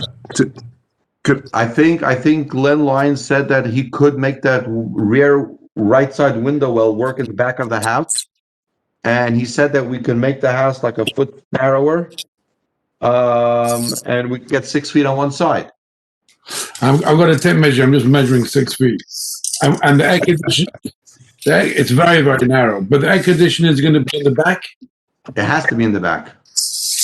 Unless he wants to put those split systems, which are very narrow air conditioners, the LG air conditioners, those very narrow split systems, that there's no big compressors, I'll be okay if he puts that on the side of the house. To the chair. Yes. There's been so many different options placed out. I personally would think he's better off withdrawing his application and come back with a plan that is agreeable to everyone. But you won't be able to approve it because you're not going to be here. That's part of the plan. Mr. Chairman, he has to go to the architect, make sure everything works, because they will know what the building department will allow. Whether they will allow the air conditioner in the back. I know we've had problems with the conditioner units in the back. And the size, even with the wells, they may need a setback. He can't put air conditioning on the sides regardless. I'm 5 feet. He may be able to. That's why he needs to go back to the architect. He can come back next Well, month. before he goes to the architect, let's ask Terry. Terry, will the air conditioner work on the side, on the back of the house? That's up to the building department. I agree with Fran, Sharon. Got it. I can Wow. put him on first next month, Abe. Let him just go Mr. back. Herman, did you hear that? You want to take another look at it? Another stab at it and come back? Because I think if we approve something and he does it and it's still wrong with the building department, he's going to have a problem. That's what I said earlier. Correct. Okay. Mr. Herman. Okay. Franny is the bearer of the good news and the bad news. I'm sorry, Mr. Urban. Still, are we still talking about 5 and 6 or 5 and 5? Well, I want you to look at 5 and 6 and go back to the building department and to your architect and see if it can work. Okay? And even if we have no window wells on the sides, it would We'll still talk be. about it next month. No, but we need the windows. Remember, one side needs the windows because there's going to be an apartment there, so we need the windows. Correct. So just make it work with 1 foot less, 5 and 6, and all the structure will be fine the way you have it. Okay? So, Mr. Ehrman, you would actually benefit if you make the house longer and go back 2 feet on each side, give us 6 and 6. The tenant that you put in there will benefit. I mean, I would reconstruct it. You get a longer house. You're only taking away 2 feet. It's not going to be that much, but the longer. you can make a lot bigger if you make them longer. And nevertheless, you'll still give your tenant and yourself more space. It might be a little bit longer lengthwise, but you'll benefit across the board. Remember, you can go back 50 feet too. You can make your house 50 feet long and have a besmedrish in the back too, and a svar room and a pool and a mikvah. Whatever you want in the back. I would definitely, go that route. That would be my recommendation. Okay. All right. So I think we should have a motion to table his application for next month. Yes. Randy, put him on first. After the reorg, remember, our party goes first. And no new notice, Chairman. And no new notice, yes. And with a waiver of time. Are we okay with that? Yes. Yes. Okay. I'm in Excellent. motion. Excellent. Wait. Is the applicant willing to do that? I think I heard yes. Okay. Okay. We need a motion to that effect, Chairman. Yes, correct. We need a motion. Can I have a motion to table that application? Motion from Mayor Gelli. I have a motion from Mayor Gelli. Can I have to table? Can I have a motion? Can I have a second to table? Second from Judah. Second from Judah. Judah. Madam Secretary, roll call, please. Mr. Gillen, Yes. Mr. Houston, Yes. Mr. Naftali, Yes. Mr. Ribbiat, Mr. Inger, Yes. Mr. Gonzalez, Mr. Houston, and Mr. Owens. Yes. Yes. What'd you say? I didn't hear you, Franny. I said, and Mr. Ehrman. Mr. Ehrman, yes or no? Yes. Okay, Thank you. okay. Good night. Thank you. And we'll see you back next month, okay? Thanks. Take care. Bye-bye. Okay, moving forward. 4164 Marlborough Blair Street, Wood Avenue, Block 475, Lot 1, A1 zone. Subdivision to construct a duplex, use variance with R75 zoning requirements. I think that's Miriam Weinstein.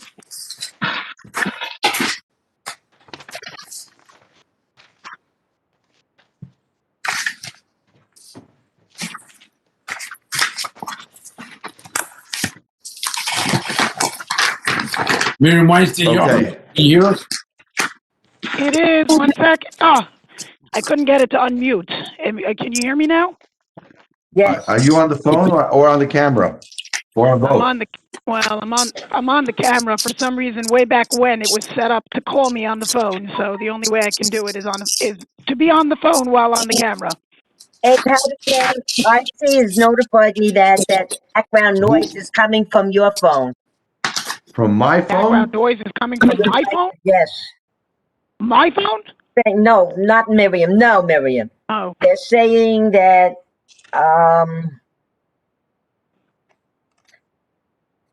the woman talking is coming from Abe according to the mic on the WebEx. So it's coming from your microphone somehow.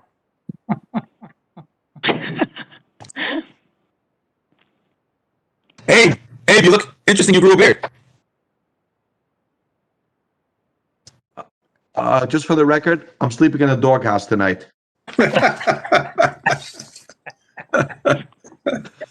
All right.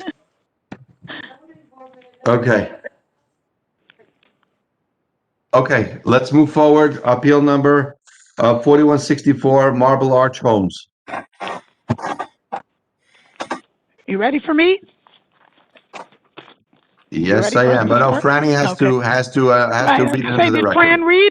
All right. Okay. I No. wasn't sure what I missed getting on. Mrs. Weinstein, I have a question for you. Doesn't your phone have a speaker on it? You don't have to hold the receiver? It does. I'm not sure you're going to hear me clearly, but I'll try it. It might be a benefit if I don't hear you. Can you hear me, though? Yes, I can. Okay, great. Yes, it's definitely a little more normal. There you go. Thank you. Thank you, Mr. Chairman. Couldn't do this without you. That's what everyone says. Franny, can you read into the record? Oh, sure. You want Terry Vote's report? Yes.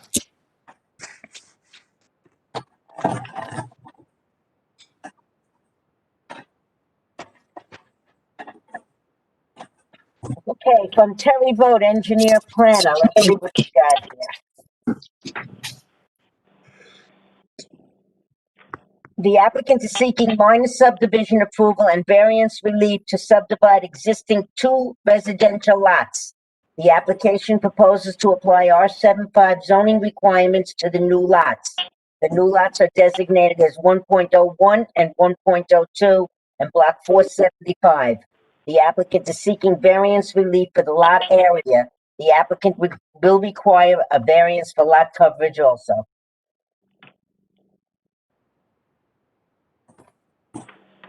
Thank you, Fran.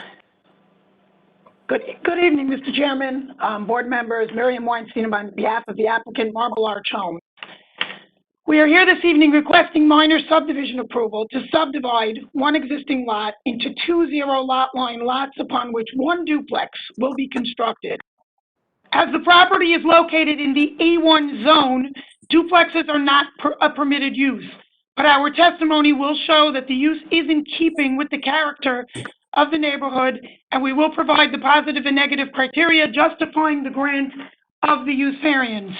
The parcel is located in the area of the neighborhood known as Prospect Square, a neighborhood comprised completely of duplex units. Actually, if you stand in front of the property, as I did this afternoon, you will virtually see nothing but duplexes and the Special Children's Center on the other side of the paper street that separates this property. With that said, I'm going to turn over and ask to have Brian Flannery sworn. Mr. Flannery, do you swear or affirm to tell the whole truth, so help you God? I do. Brian Flannery, Jackson, New Jersey, licensed professional engineer and professional planner.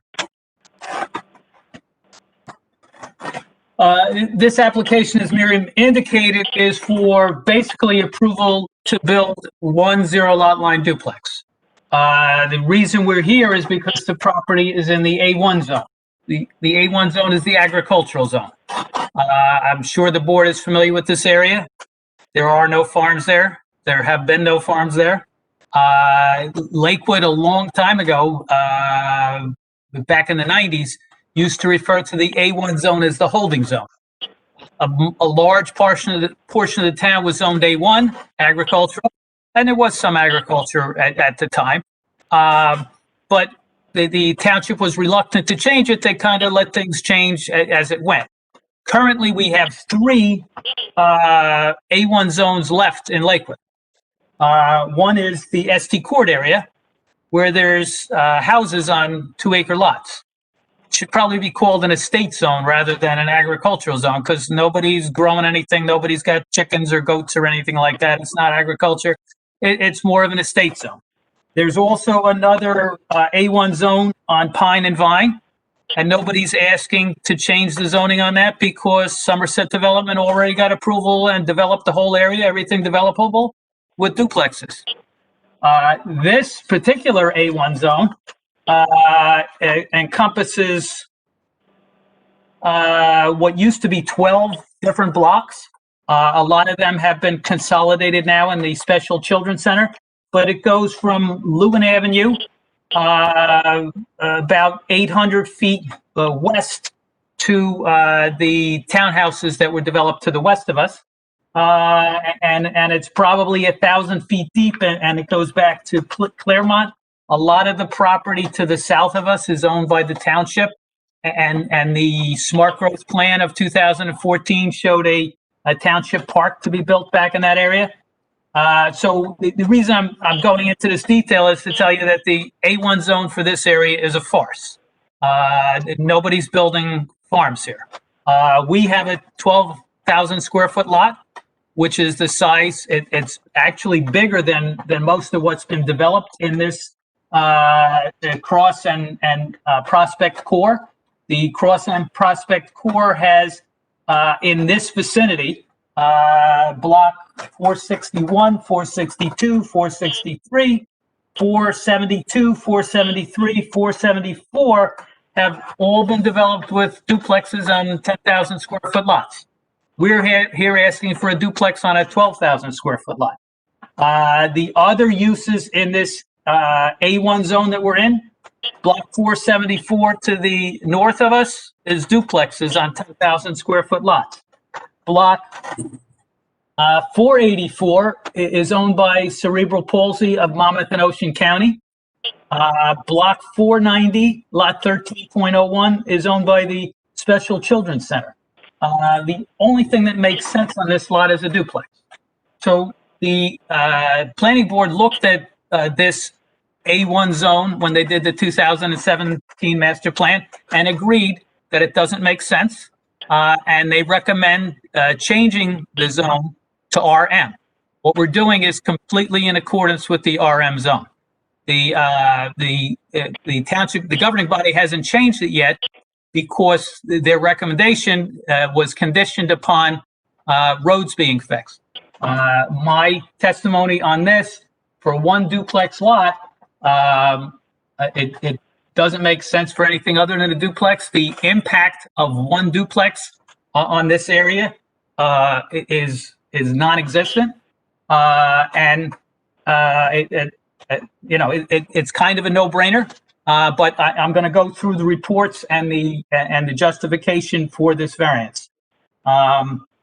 Looking at Terry's report, it indicates on page 2 under zoning, the comment number 1, we're in the A1 zone, so we need a use variance for a duplex. Item 2 says the applicant intends to develop 2 duplexes per the R75 zoning standards. Just to make it clear, those are the same standards for duplexes as the RM, which is proposed to be the rezoning of this property by the planning board in the master plan of 2017. Proceeding to page 3, the report under zoning data lists the R75 requirements and the proposed, and indicates a couple of variances that I disagree with, and I rarely do that because they're usually right. In this particular case, we start from the top. Minimum lot area for a duplex, 10,000 square feet is required. It lists proposed as 5,000 and 7,000, but when you add them together, it's 12,000. So we comply. The minimum lot width, it lists as 50. That's for a duplex. And it says we have 42, 59. We actually have 100 is the minimum lot width. So again, we comply. And then all the others, it indicates that we comply with the requirements for the R75 zone, which are the same requirements for a duplex as it would be in the RM zone.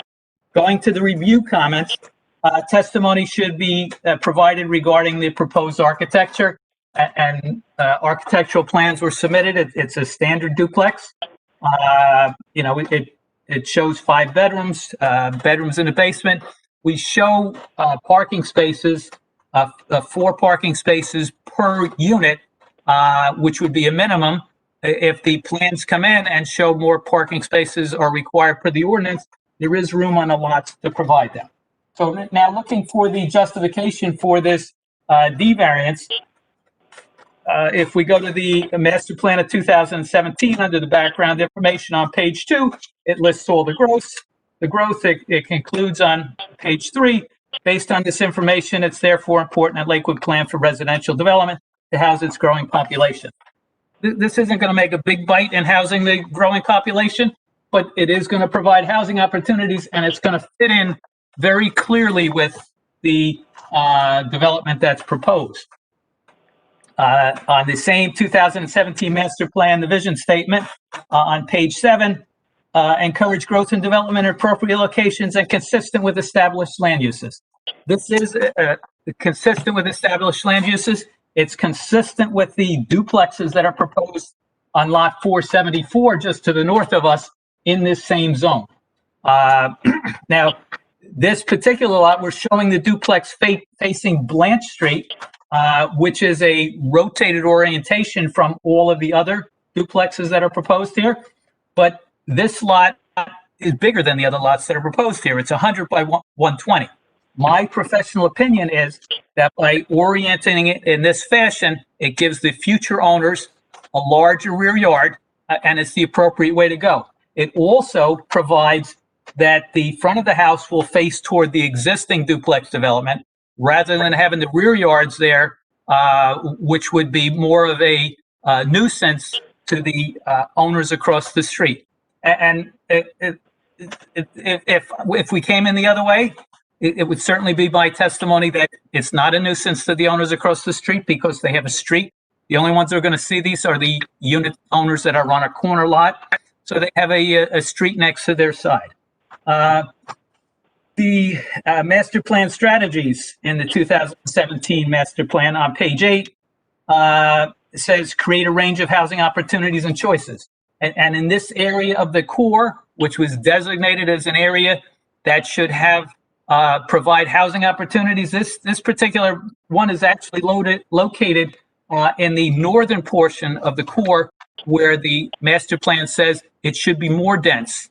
And with the multifamily zone that's proposed for this area, we could have 15 units per acre. We're just looking for one duplex on 12,000 square feet. The municipal land use law, NJAC 40:55D2, under the purpose of the act is encourage municipal action to guide the appropriate use or development of all lands in a state in a manner which will promote public health, safety, morals, and general welfare.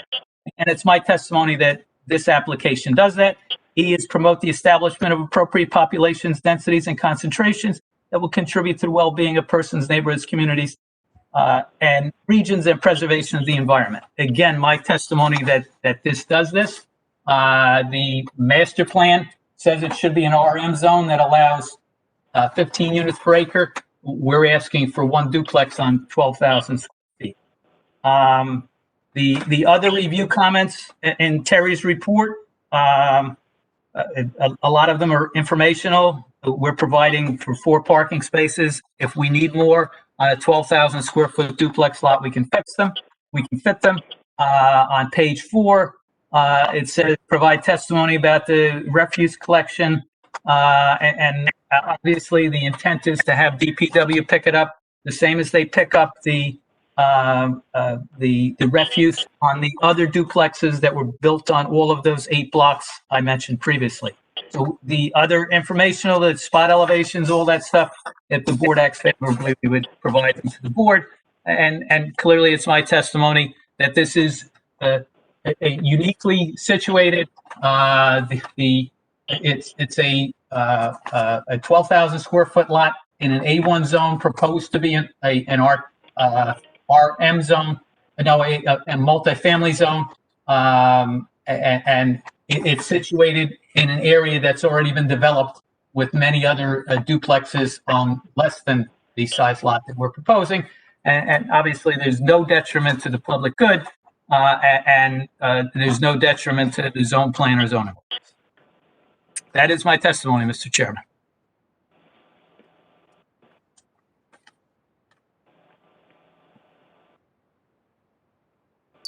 You're on mute. Yeah, I know. I'm just looking for it on mute. Okay. A couple of questions I have for you. Okay. Brian, do you have that triangle map? Can you please put it on your easel for a second? The triangle map, I have a copy of sheet 87 of the tax map. And that is the pink spot there. That's the subject property, correct? That is correct. Okay, so if we were to, if you go all the way down to Cross Street, right? Where's Cross Street over here?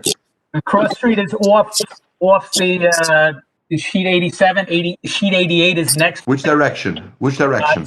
To the west, which would be the left on this map. Point it to me, please. I don't know. That way. Okay, that's Cross Street. So, yes. And the first thing we have is the houses that were built, which are adjoining the Special Children's Center. There's a townhouse development with, that had more than 70 because it needed a CAFR approval. Next to that, we had a small townhouse development that was approved on roughly 30.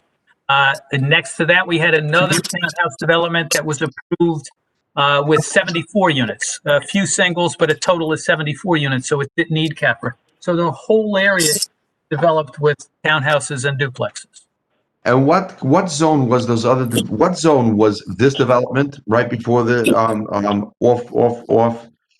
off Prospect Street? All those homes that are there on Wood, on Blanche, and all those, what zone was that originally? The duplexes that are built between Wood and Lewin Yes, were and are in the A1 zone.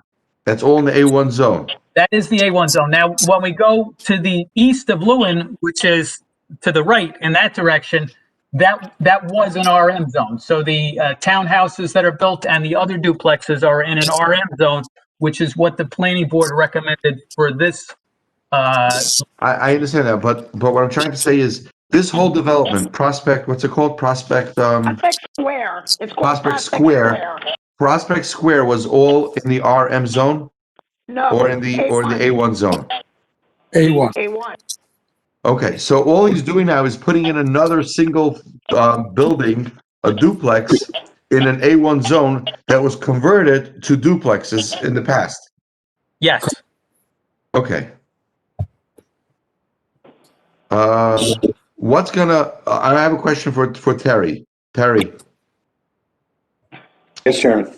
do you know if there's anything going on in the back over there, in this A1 zone, in this triangle, going out towards Cross Street, behind this house? I know what Brian is going to tell me. I heard what he just said, but I want to hear it from you. Do you know anything? What's happening back there? I haven't looked in our records, Chairman. I'm not personally aware of anything. Okay. Okay. Brian, so I'm back with you. Brian, Yes. you mentioned before that there's going to be a park that the township owned land. How far back is that township owned land? When I see over there on your screenshot there, I see a big blotch of empty land. Is that what you're referring to? Yes. Yes. The smart growth plan of 2014 showed, without great detail, a municipal park in that area, along with, as you get closer to Massachusetts Avenue, it showed a public purpose area. Maybe. So I walked back there and I saw a solar farm back there. The solar farm is on the old gun range. The police used to have a gun range in that area. And when the duplexes were built there, it was determined that that would not be a very safe situation. And I can testify personally because I lived maybe a quarter mile north of this in the Drake Road area, and I had a 38 caliber projectile that came directly from the direction of that gun range, and it went through the wall of my motorhome that was parked in my driveway. So if I got hit at a quarter mile away with what I can only assume was somebody shooting on that firing range, and somebody who certainly needed a lot more practice because there's no reason to miss, that the gun range wasn't a good location there. And as soon as there were homes in the area, they converted that to a solar farm. Okay. So that's a solar farm. In front of the solar farm, there's a little park. Is that part of Prospect Square, that little park? Or is that part of? When you say you're talking north of it. I'm talking north of it, correct. Yes. North of it, yes. The developer of that area did acquire property and put a park in that area. Oh, he's a nice guy. Put a couple of swings in there for 140 homes. I must commend him. Wow. Okay. He did not do it out of the goodness of his heart. I can tell the kind of equipment that's there and the nice, beautiful park that he put up there for 140 homes, which is probably 500 kids. But okay, a couple of swings and he made everyone happy. Okay. Now, so behind the solar farm, let's get back to the solar farm. Behind this area, Can you repeat what's going on back there? Well, in the area between Francis and Claremont, which are 2 blocks off of Prospect Street to the south, is the area where the smart growth plan prepared by the Township of Lakewood indicated that a municipal park would be done. And if you look at the tax map, you can see that a majority of the lots in that area are owned predominantly by the township. Block 447, 2.47 acres owned by the township. Block 452, 2.2 acres owned by the township. Block 455, 2.29 acres owned by the township. And it just goes on as you go westerly toward Cross Street, toward where the the existing townhouse development.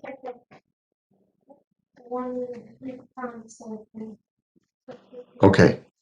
Now, I understand that there's a campus ordinance back in there, the corner somewhere on Massachusetts Avenue, which was converted to an R75. There was Correct? there was a campus approval approved by the planning board, and there was Back in the day. yes, a couple years ago, Right. a few years ago, and the 2017 master plan suggested to reduce the density in that southern portion of it. That anybody that had that, and it was implemented in an ordinance by the township, that R75 fee simple development could replace the campus approval. Correct. I understand that. Now, that R75, right? Where is it in retrospect to this area? Or is it nowhere near it? Because I know it's on Massachusetts Avenue. But where in Massachusetts Avenue is this? Is it anywhere near here? Is it by? It's more than 2 blocks, and the blocks going in the south direction are 500 feet. So it's probably 1,100 feet away. Okay. More than 1,100 feet away. Okay. Okay. So there's no way we can connect that 1,100 feet, that R75 through the township land, and then connect to this area, and then put up a couple more townhouses. I don't think the township wants to put up townhouses on the property they own. I don't think they so have. either. I don't think so either. Right. Okay. What's happening on the lot next door to this, on the other half of this block? I know that your client has the first corner, and what's in the other corner?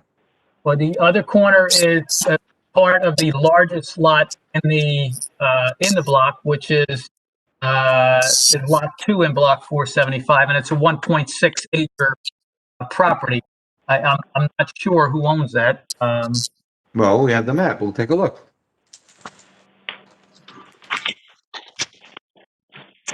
It's next door. What would that be? That will be 475-4. 475-4. Which is owned by 1533 Prospect Street LLC with an address of 500 River Avenue. Okay, so it's another development coming in. Don't know. So that's another development coming in. I would certainly expect that the owner of that property would either wait till the zone was changed to the RM, or would come to this board and say, I'd like to have the duplexes the same as my neighbors have. Yeah. Which is right across the street from duplexes anyway. That is correct. It's Duplex City. It's Duplex City. Okay. So basically speaking, the reason why I answered that question is I was trying to see if we can flip that house back around to the other direction, so it should be uniform with the whole neighborhood where all the houses are in a certain direction, and not to have this in this direction. Well, my testimony is that this direction provides more of a benefit for the future users because they have a nicer backyard. 100-foot wide duplex lot is certainly sufficient for the duplex. We have, instead of 100 by 100, we have 100 by 120. This gives that extra 20 feet by 100 feet to put in their backyards. I think it's a better situation.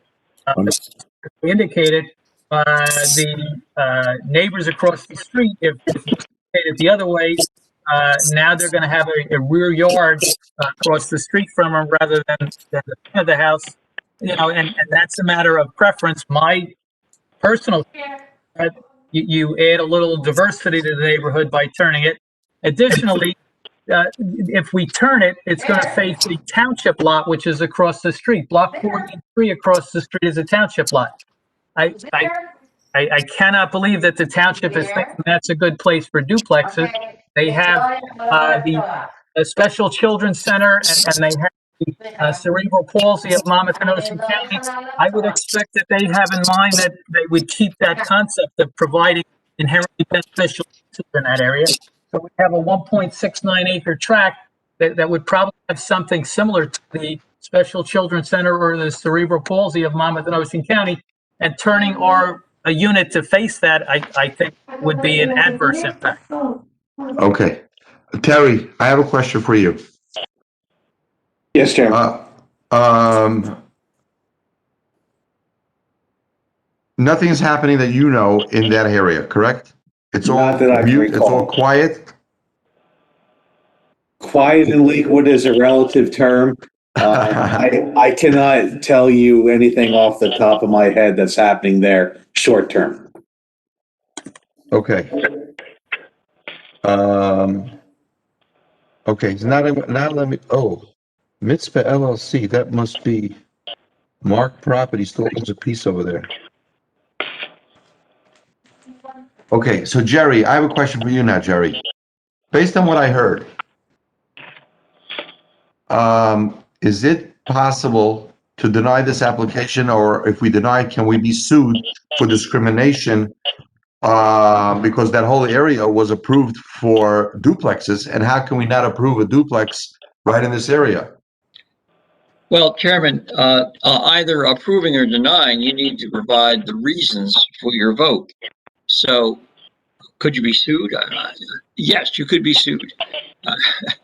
That's what lawyers do. But if it's the majority of the board wants to deny the application, they would have to explain reasons why, which presumably would be bona fide reasons. But the whole area is duplexes. Right, so that's my question. The whole area is duplexes. Can I, go ahead. Well, that's something that's in support of the application and in support of a vote to approve it. Could you still deny it if you had legitimate reasons to deny it? You could, yeah.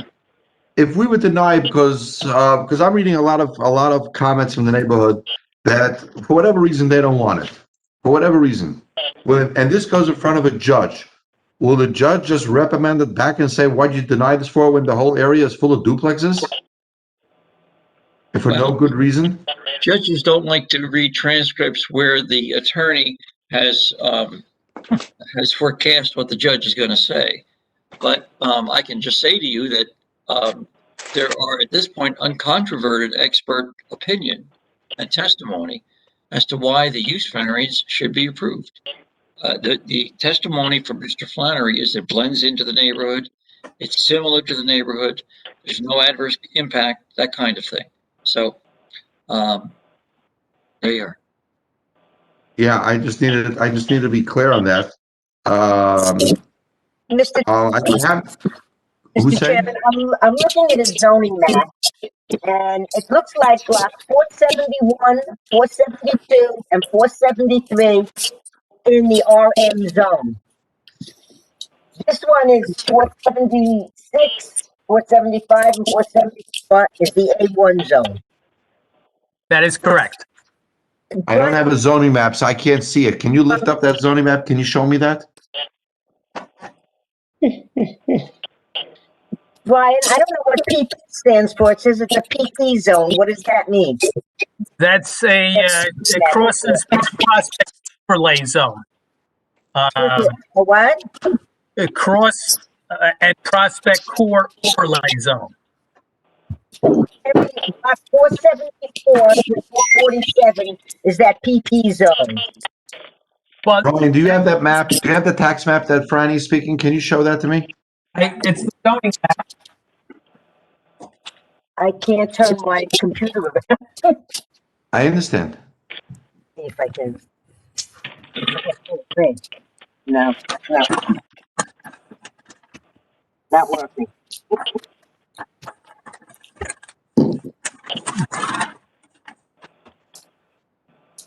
In other words, the only ones in the A1 zone, oh, you can't see the blocks, Abe?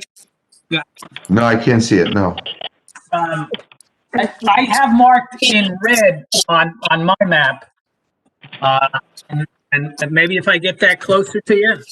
Abe, if you look at the minor subdivision map in the corner, it shows the zones. Yes. Yeah, I see that, but that's just an A1 zone, a PP zone. I wanted to see the other zones that you mentioned, how far away it is from here. I see that. Right next to it, if you look at that, right where that line is.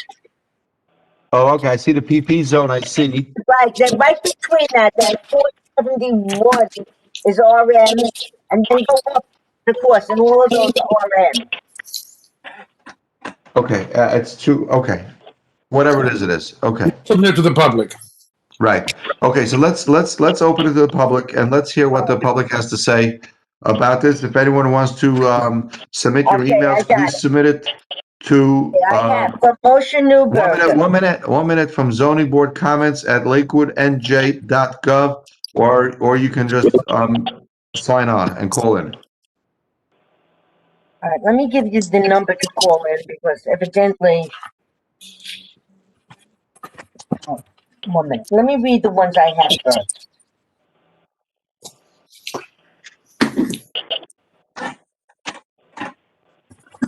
Okay. This is from Moshe Newberger. The area was designed as an A1 zone as part of the 2017 master plan to provide relief for the additional density added to the Prospect 4th Street triangle added to the plan. There are many duplexes being built and available for sale in the area as a result of the zoning changes. We therefore request that you reject this application for a zoning change as the A1 zone is serving a purpose in the neighborhood to provide relief from all the additional density. Approving this application will drastically change the face of the neighborhood as there will be no open space. Approving this application will also set a precedent for the other blocks that are part of the A1 zone that will likely come before your board in the coming months to request variances.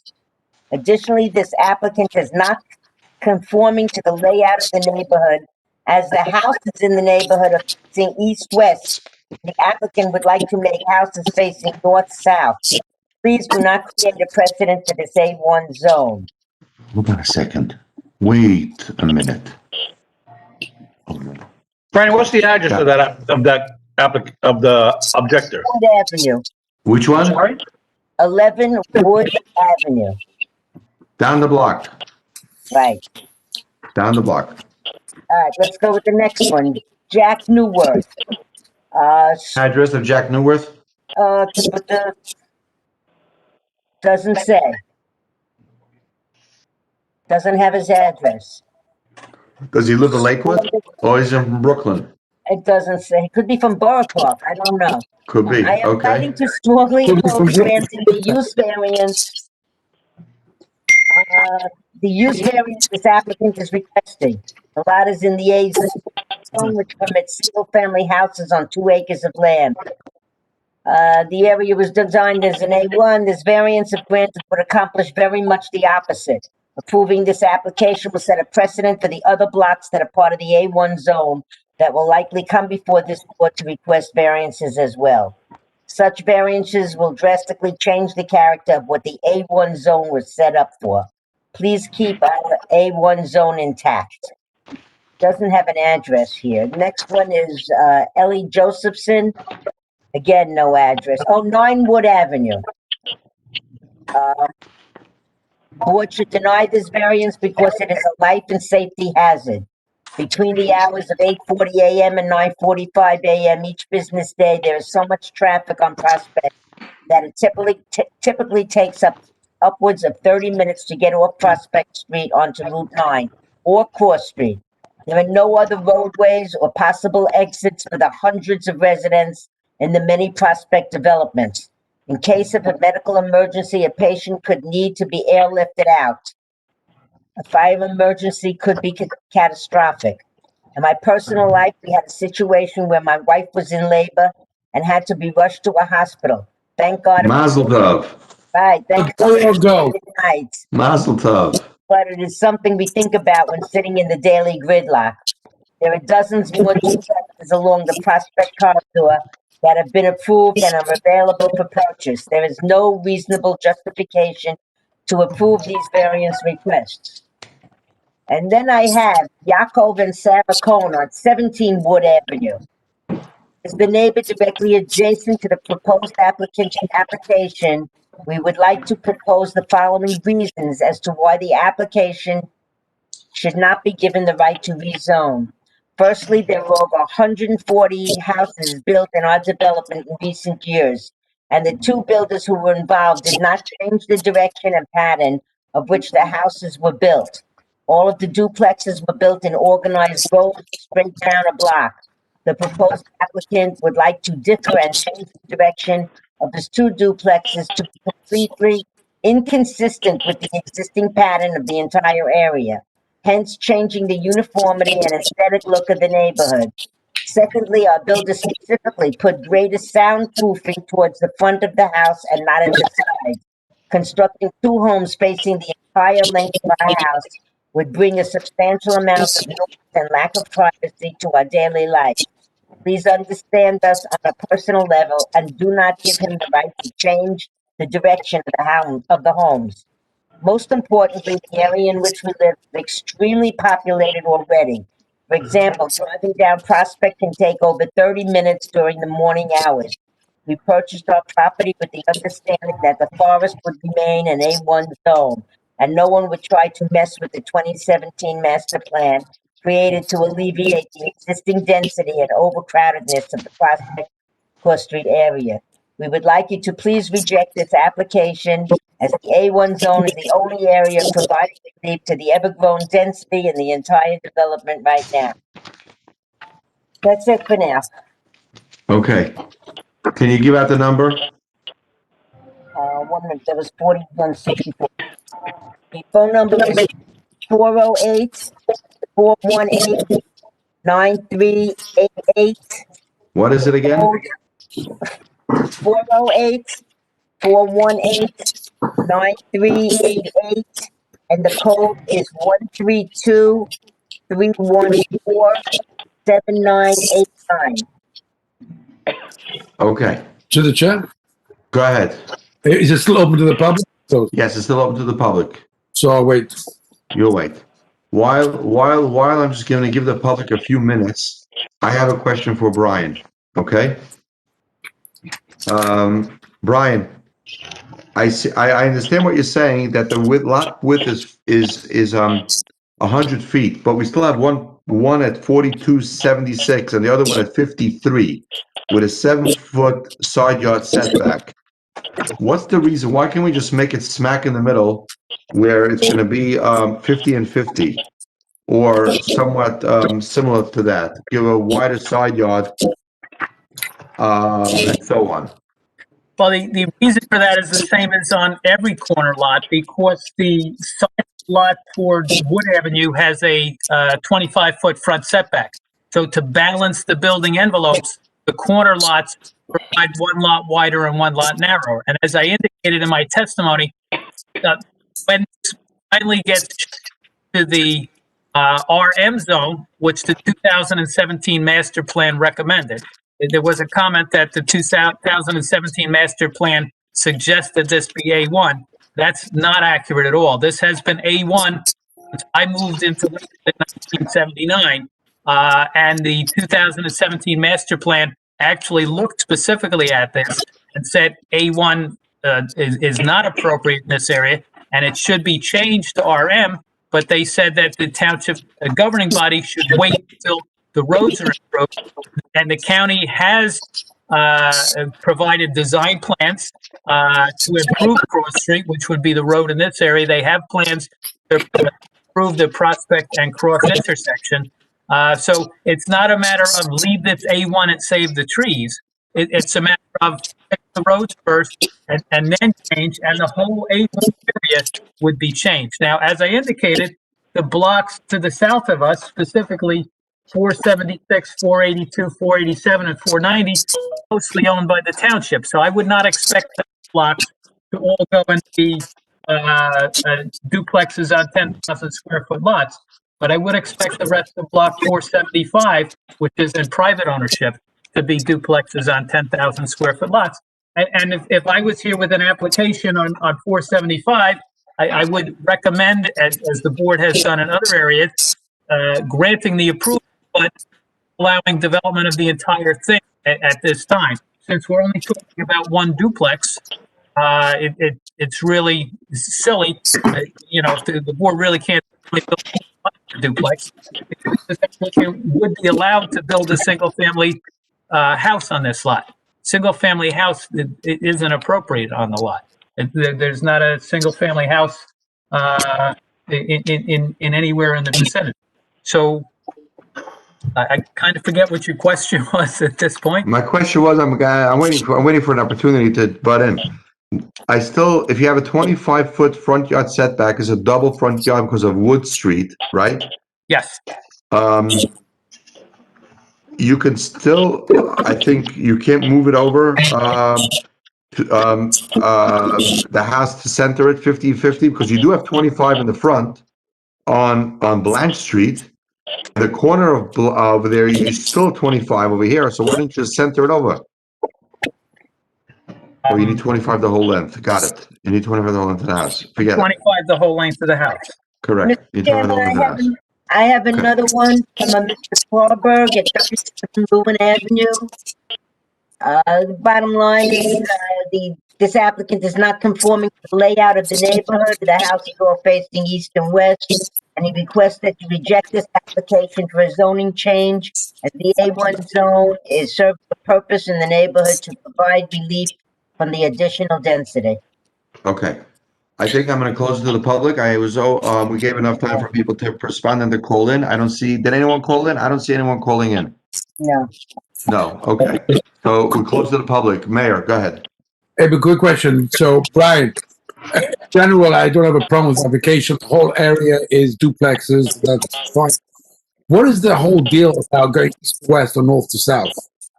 Because this particular lot lays out better to develop it in that direction, because it gives you a bigger rear yard.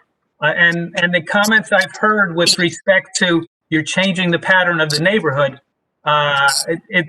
if this is zoned RM, there's no pattern in the neighborhood. And this is kind of the end of the neighborhood.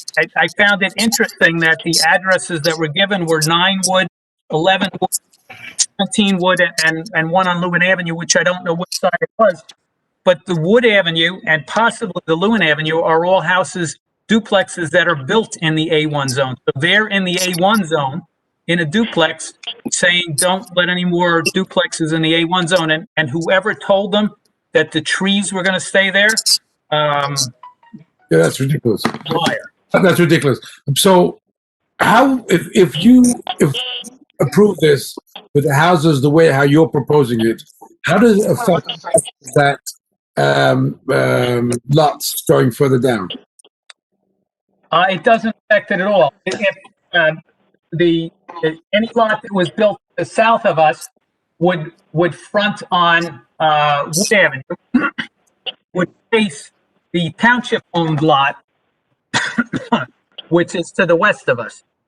And as I indicated, I would expect the township-owned lot to be sold to a inherent beneficial use, special children's center, or the cerebral palsy of Monmouth and Ocean County. So allowing it to be built this direction has absolutely no adverse impact on any of the existing homes or development of any of the other homes. Okay. So it would be okay and it would be convenient to continue duplexes and subsequent adjacent lots. That's correct. Okay. Anyone else have final comments? Yeah. I have Mike, go ahead. Although really a duplex is not an issue here, there is plenty of duplexes, but I believe the neighborhood is bringing up a good point. We're going to set a precedent, and then there's going to be spot lots popping up everywhere in this area, and it's really going to leave us with no opportunity for somebody to be able to come in with a whole plan, like they came in with this plan, and be able to and do a proper subdivision. And the truth is, the A1 doesn't have to be a duplex down the road. It could be a single family home. Maybe it's not going to be a 20,000 square foot, what's required now, but it can be a 15,000 or 12,000 square foot home. If we're going to start giving random, random people in this area different type of duplexes, it's going to really kill our opportunity later to make it a nice community. So, Moish, that's why I asked Jerry before, if this would go to court, how a judge would look at it, because I was thinking down those lines. There is a precedent was set already by the neighborhood that in the A1 zone from Prospect all the way till this street, until Blanche Street was all an A1 zone, and this was approved. I don't think it's So, because that was approved as a complete subdivision. This is a total. correct, and so it doesn't make a difference, even if it's a complete subdivision, anyone isn't, and that's why I asked Jerry before. That's exactly what I was thinking along those lines. And the precedent was set. It's irrelevant. There are duplexes in this neighborhood. And if we were to deny this, Jerry very eloquently said that there's no reason why you shouldn't. It's in the neighborhood. I was going down that direction because I also didn't want to give him the duplex based on what you're thinking. And it's not Jerry? random. It's consistent with the 2017 master plan, which says in RM zone. RM zone allows multifamily at 15 units per Mr. acre. Flannery, it's time for the zoning board members to caucus on this. I know they've heard your testimony, sir. But Mr. Ingber had asked me a question with respect to it. Yeah, but I think he's got the answer. But Jerry, did I just quote you, or did I say the right thing? Mr. Chairman, when you said I was eloquent, you were absolutely quoting me correctly. Good one, Jerry. Thank you. Really Okay. said, Jerry. Well said. Thank you. Yes. My only concern at this point is, are we picking and choosing who can build duplexes and who can't? Why not? And I think that's what's gonna get us into trouble, because that's exactly what we're doing. And I don't think it's fair that if the person owns that property and duplexes are allowed in that area, that we pick and choose who can do it and who can't. We have to figure out, does it fit into the neighborhood? And if it does, then we have to, I would think I would go for it because it fits into the neighborhood. If it didn't fit into a neighborhood, then it would be something else. Would I prefer a single family home? No question about it. Would I prefer 2 single family homes? No question about it. But the reality is that in that area, I necessarily didn't vote for the duplexes that are there now. Okay, so, but again, now we're we want to change the character of the neighborhood, or give somebody that has a bigger piece of property, an ability to build duplexes where one guy doesn't have it. I don't think it's a fair statement to make. That's just my opinion, guys. That's where I was going down the road before. Okay. One more thing, I agree with Obi. The president was set already from before, and the problem now to reverse it to protect the people that are already there is very nice. But on the other hand, to what extent this person comes and has also an opportunity to do it in exactly the same neighborhood? They're the ones who set up the president. So I don't see it so terrible. I think that if the neighborhood fits, it fits in the neighborhood. Yeah. Okay. We close it to the public, correct?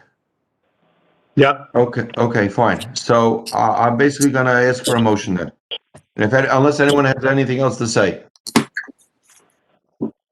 Okay, let's have a motion one way or the other on this application.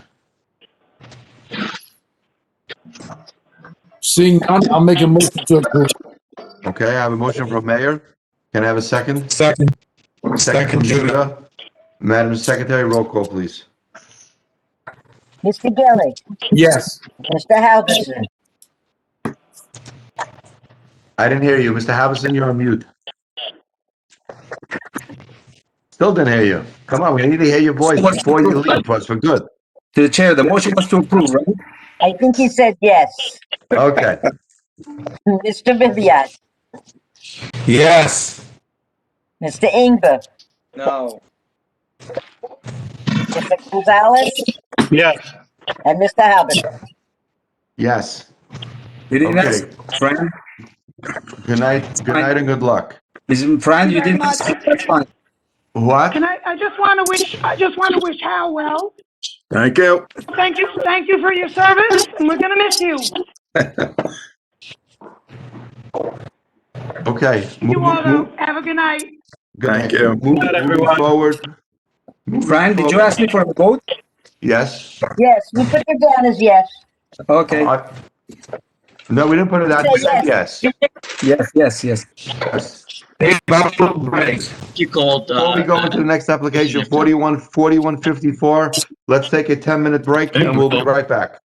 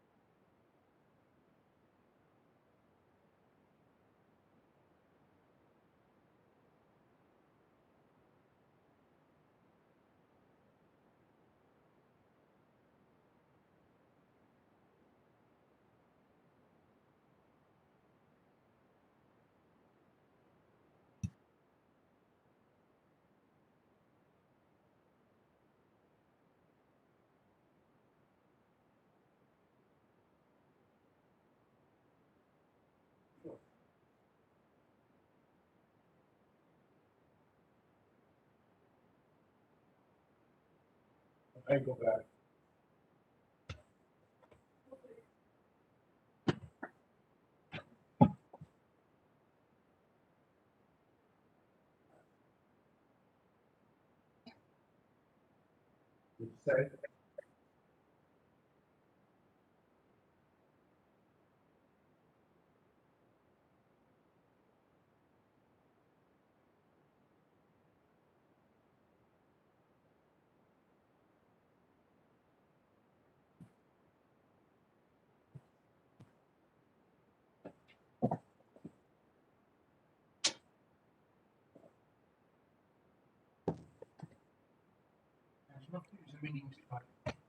No, what?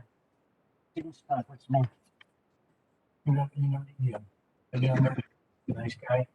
A guy. With a heart attack, 58 years old. That's why there's so many. Huh? That's what. Hey, there's somebody taking his place now. Nick just called me, told me he's terrible. What a nice guy.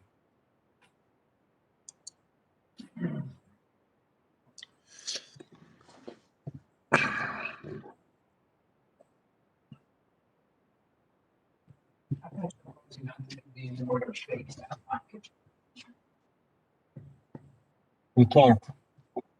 What are your plans for tomorrow? What are your plans for I tomorrow? got a list of things, right? You have to go to Cheyenne and pick up a yarmulke. All right. I'm right, I wrote the check, I'm trying to wait to see what's on.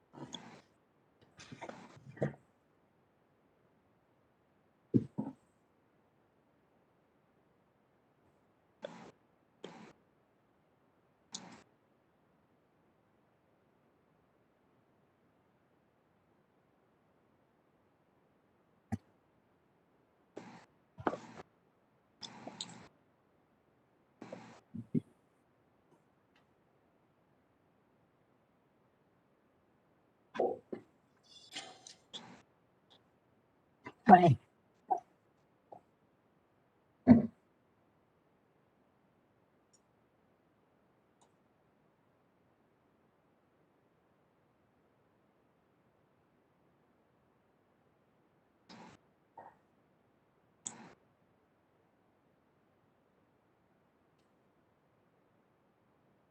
Right.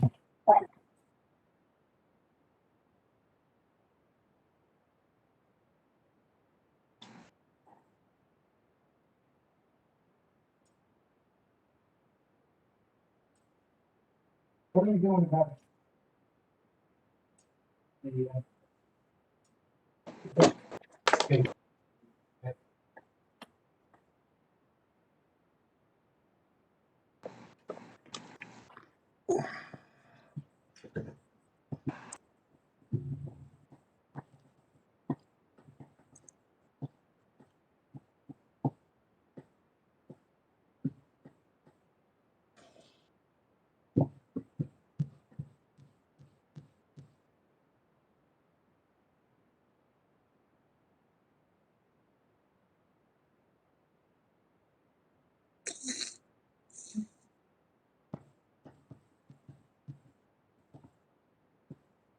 All right, are we all ready? Yes, let's go. Okay, Mike Shingba, are you here? Yeah. Okay. All right, we're gonna go into appeal number 6698 River Avenue LLC.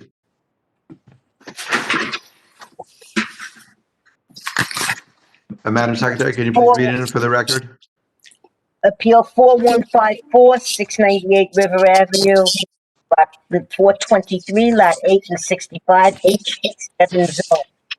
Applicant proposes to subdivide the existing lots into 32 lots, 14 duplexes, a single-family dwelling, a trunk lot, a proposed multifamily building, and a daycare.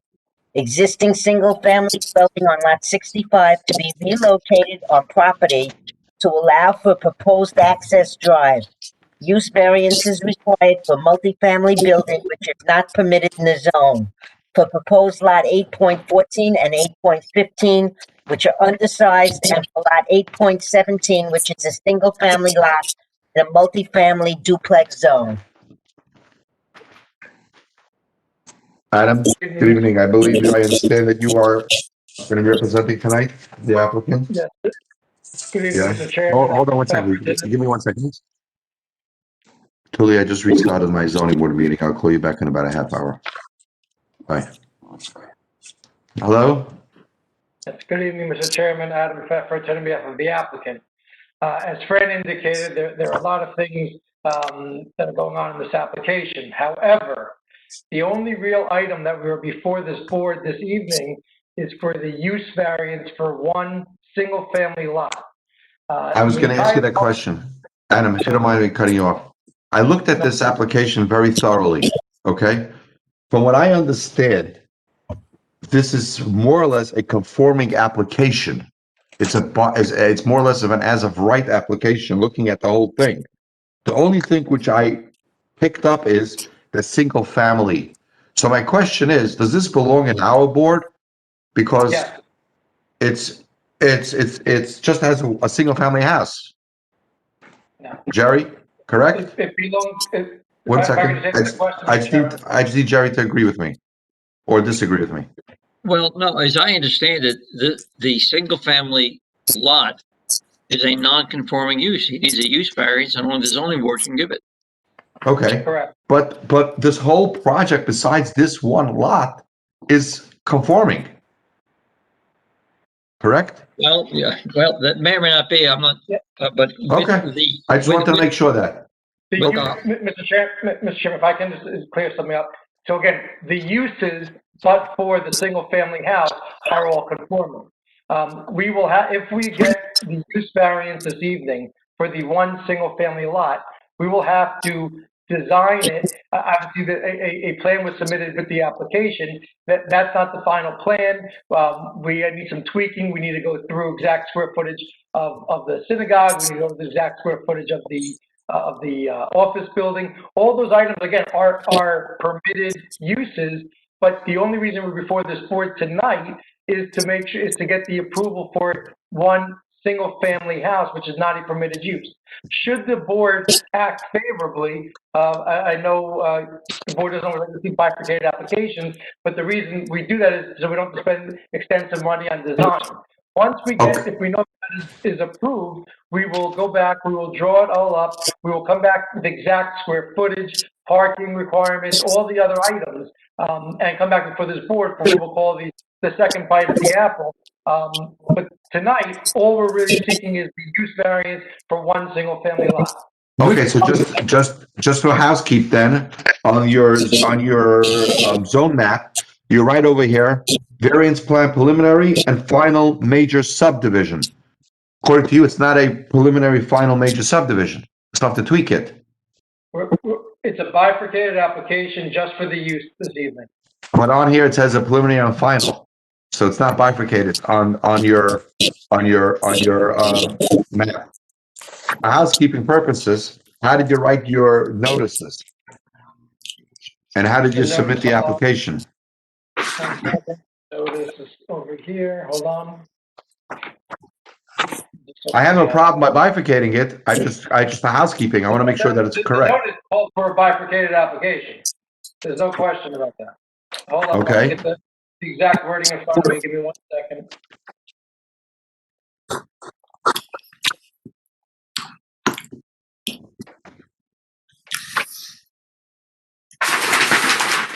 Hey, while he's checking, which lot is the one single family home? It's there in the middle. Take a look. There's only one lot. 829. Right there where the street goes through. You see it, right? Lot What? 829. Yes. Correct. And why is it not a? Pulling up the notice, can we swear in Mr. Gashuba? You beat me to it. You're on. Chairman, looking at the notice, it only talks about a use variance, not a subdivision or site plan application. So then we can safely say that what's on the zone map was a typo by writing preliminary and final subdivision. Let's swear in Mr. Kachuba. Do you swear or affirm to tell the whole truth to help you God? I do. Joseph Kashuba, KBA Engineering Services, Manasquan, New Jersey. Mr. Chairman, we indicate that the preliminary and final major subdivision on there simply because that's what's shown on the plan. But our request tonight, our notice, everything we've submitted is purely for the use variance on one of the lots. Okay, I just wanted to make sure that that your notices and everything else, like I said, it's pure housekeeping. Yep. That we don't have some conflicts going on over here or so on. But what you're saying then is that it's all Chairman, Jerry. Thank you. Mr. Pfeffer, assuming for the sake of the discussion that the use variance is granted, does that mean that the other proposed permitted uses are also granted? No, they're permitted. We still have to come back before the board to make sure we're not asking for any bulk variances or any other items. There'll be parking requirements, waivers. We have to come back before the board for site plan and for the subdivision and for the site plan. This is just permitting that we can design it with up to one single family house on this lot. This lot is approximately 6 acres in size. And again, Okay. I could have Mr. Shuba give the testimony that all the other uses are permitted. But again, we're coming back before the board to show duplexes, a possible house of worship, a possible office building. All those items will have to come back before the board for subdivision and site plan approval. The only thing we're seeking is the single family use. Fine. So from Jerry, 1 second, please. From what I understand, we're not giving you a number of units over here. It's irrelevant. It's strictly that you want to put in a single family house in this whole project. Do I care if there's a single family house mixed in between 14 duplexes? That's the question? That's the whole question? That's it. That's all it's going to be. And Mr. Gashuba is ready to give the proofs and justifications as to why a single family house can be put in here and the variance granted. Okay, so if I don't like this emergency street here with the curves in it, we're not going to talk about it. Just a We'll talk moment. about that later. None of that's really, none of that really should be discussed. I'm happy to address any question, but we have not done final design. I can't tell you, because you're gonna ask the next question, what's the size of the sanctuary in the house of worship? I Okay. don't know, so I can't tell you how many parking spaces are needed. I can't tell Chairman, you. please, may I, just a moment. Jerry, go ahead, Jerry. Application, not your notice, the application says, the applicant proposes to subdivide the existing lots into 14 duplexes, 32 lots, 14 duplexes, a single family dwelling with a tot lot, blah, blah, blah. Your application says you're proposing to subdivide the property, even though your notice doesn't say that, which I understand correctly. But then you submit a subdivision plan. Why don't you, why can't you submit a subdivision application requesting a use variance? That way everything is in front of the board. Again, for the same reason that we bifurcate all the other applications, is a design, it's a question of cost and analysis. If we can't get the single family, if it's not gonna be in there, it's a totally different design.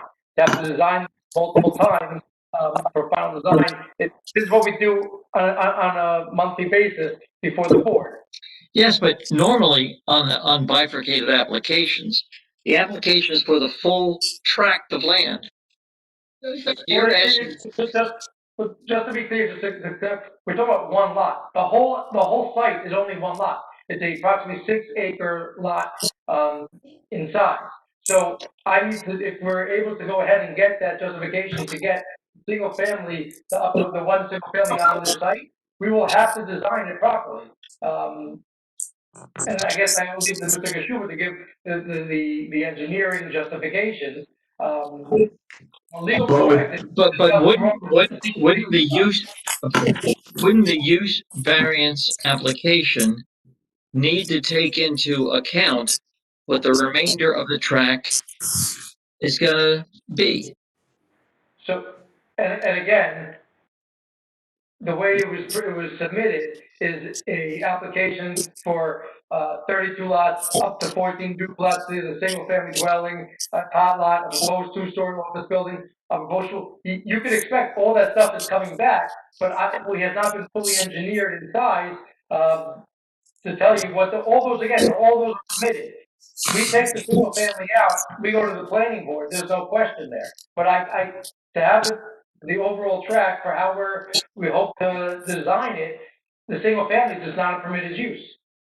All right, I said my piece. And had we submitted an application that was blank and just asked for single family use, you wouldn't have the context in order to make the determination. That's why we provide you a plan that shows a potential subdivision to show you the context of what we're asking for. But our question and the relief we're speaking or requesting is purely this one use variance for the one single family. Jerry, that was my question before. When I if you ask me without hearing anything, single family, yeah, no, maybe otherwise. You know, between the track of which the old permissible use. Does that mean that if we give them this single family, can he go now to the planning board and get the rest of the stuff in there? Because now it's a permitted use? No, it would have to stay, it would stay with the zoning board. Okay.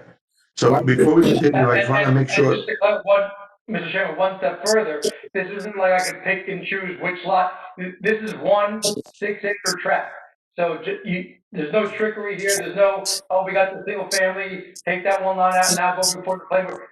We have to come back before this board. This board, change jurisdiction. We come back before this board for the full design plan of which you guys, at that point, you tell us yay, nay, and then you don't like the design.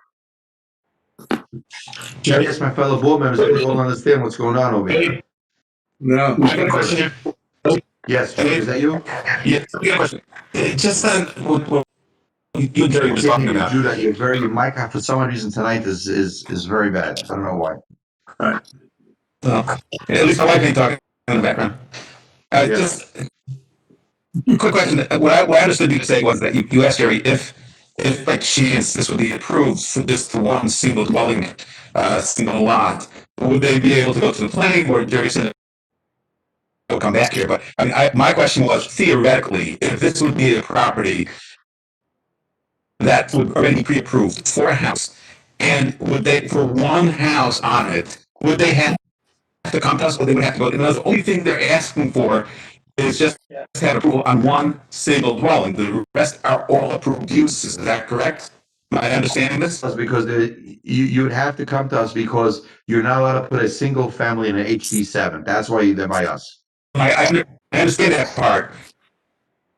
But what I'm saying is that everything that they're talking about on this tract is all approvable to build on, with the exception of that one single family house. Is that correct? It's not approved. It's not approved yet, but I understand No, no, that. no, Richard, no, permissible no. use. You're It's as correct. of right. That's it. Go ahead, That's Jerry. Jerry, is that correct? That is what they're saying. That is what they're saying. I don't know if we've gotten that far yet, but you know. What happens if we, That's what I'm asking you. what happens if we reject the single-family house? Repeat the question? What happens if the zoning board rejects the single-family house? Then, from what I understand, they can put as of right this whole block in without a zoning board approval and go to the planning board because it's all as of right. That's correct. Let them do that. So then, Jerry, it is true then that if they wouldn't be asking for the single family, everything else would be allowable. So the only thing they're asking for is a variance to put a single family house. Is that my understanding correctly? And that's true? That's my understanding, yes. Yeah, but then we get the whole package. Yes. No, let's reframe that. Hal Housen doesn't get the whole package. He's not going to be here to get the whole package. They just need circumcised. Is that one little piece? I'm done. I'm sorry, Jude. I didn't hear that. He said something about circumcision. I don't know. Yeah, I heard circumcision. I got nervous. I was speaking eloquently. Get your mic fixed for next month. Go ahead. What, Mr. Judah, speak eloquently. Tell me what you want to say. Go ahead. And I think I heard from Jerry what I was looking for. Okay. It seems that Does anyone have to say something? Yeah, Mr. Chair, if that's okay. We understand that they need to answer on a single family house for this one lot. But if I was a developer and I knew the board, I would say I'm gonna come in with a full application. You know, if we're allowing everything else, we wouldn't have an issue necessarily. I can't speak for everybody with one single in the middle of it. So why? Again, I'm not sure why they're in front of us right now. Why couldn't they just come in with one full application, not a bifurcated? Am I missing something?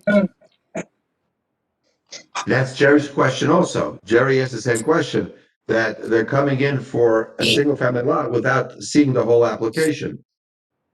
Chairman, we've had applications, bifurcated applications before where the lots have been laid out and there's a paper street on the map. And by the way, here's the single family house. It's up to the board. That's when we're changing the whole track. Now we're only changing one minor piece of the whole. I understand that. Correct. Mayor. Maybe we can hear from the applicant why they want to put a single family home in a 34 duplex development. Is that an existing house or something?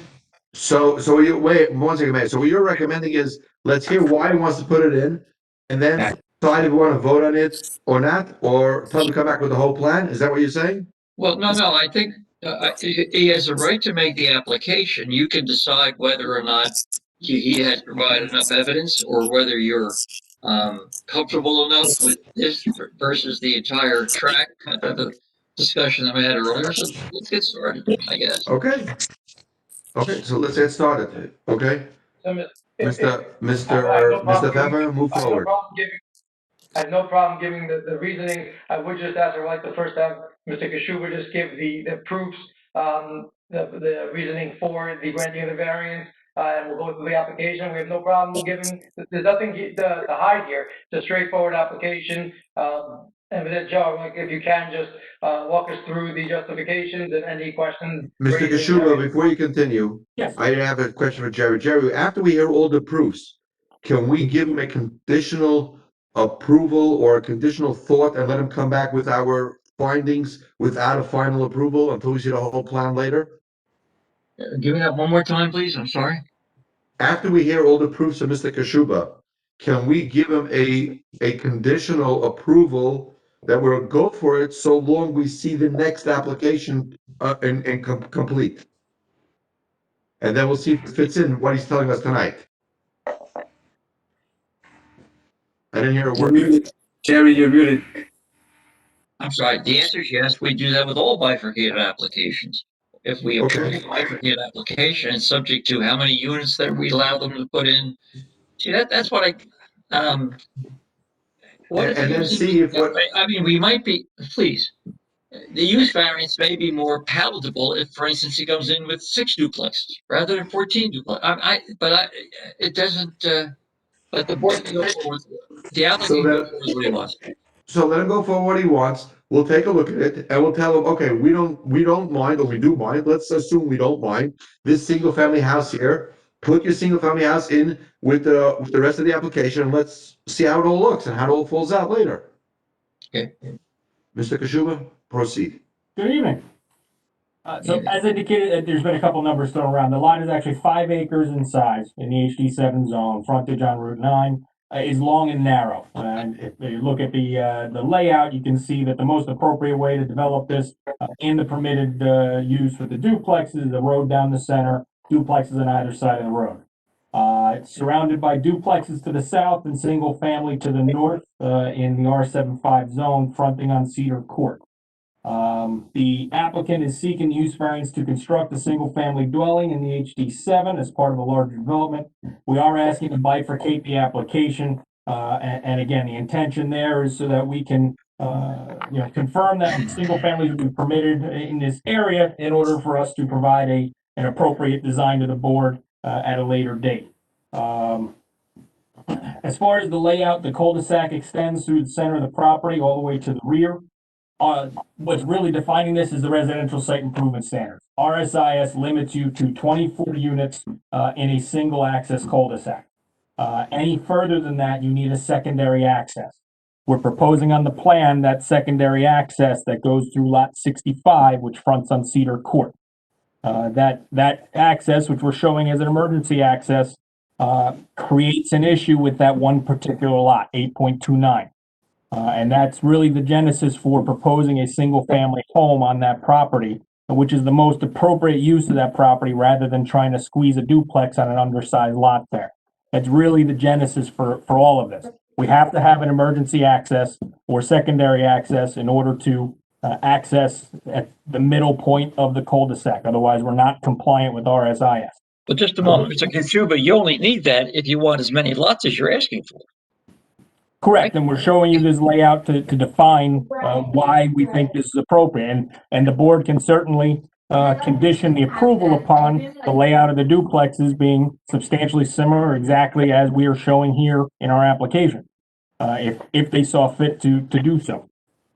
So as a result of that emergency access, we create that odd-shaped lot that has an easement through it with the access out to Cedar Court, which creates an undersized and odd-shaped lot, not conducive to a duplex lot. Accordingly, a single family lot is appropriate there. In addition, again, this is right on an existing zone line. Properties, unfortunately, north is down on the page, a little counterintuitive. It's how the surveyor surveyed it. The properties to the north on Cedar Court are in the R75 zone. So we are right at the northerly edge of the HD7. So having a single family zone or a single family home immediately adjacent to an R75 is also appropriate. It's a good transition between the duplex lots to the south of the property on lot 10.01 and the single families that front on Cedar Court to the north. The variances necessitate relief from 40:55D-70D3, a use D1, a use variance for a single family use in an HD zone. The zone permits commercial uses, duplexes, and townhomes. Any single family dwellings require a use variance. The use variance can be granted where special reasons are provided. The special reasons are rooted in the purposes of planning. In this particular case, the site and the lot in question are particularly suited to a single-family development. All development other than the single family is consistent with permitted and conditional uses in the zone.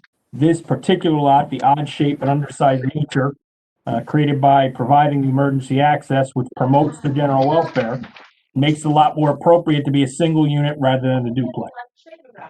The single unit is also less intensive than a duplex, requiring less parking, having less impervious and building coverage and less impact on the area. The 2017 master plan indicates in the preface that the Lakewood Township master plan is prepared to provide the municipality with an up-to-date master plan document that reflects the township's current conditions and values, responds to current challenges. Key among these challenges is the need to address the significant population and housing growth which the municipality has experienced and will continue to experience. In the vision statement, it provide through zoning areas for residential development to meet the need, including affordable housing, and promote a variety of housing types. This particular application promotes a variety of housing types by proposing both single-family and duplex units. The master plan also calls for using smart growth principles. This development with the mix of residential and commercial uses, as well as having the mix of single-family and duplex uses, addresses the smart growth principles of the master plan and provides for housing while remaining consistent with the intended zoning. With regard to reviewing any potential detriment to the public good and zone plan, impacts to the public good, the duplexes and residential in the R75 surround the property. Inclusion of single-family units where duplexes are permitted reduces density, reduces impact on the public good, therefore promotes planning principle.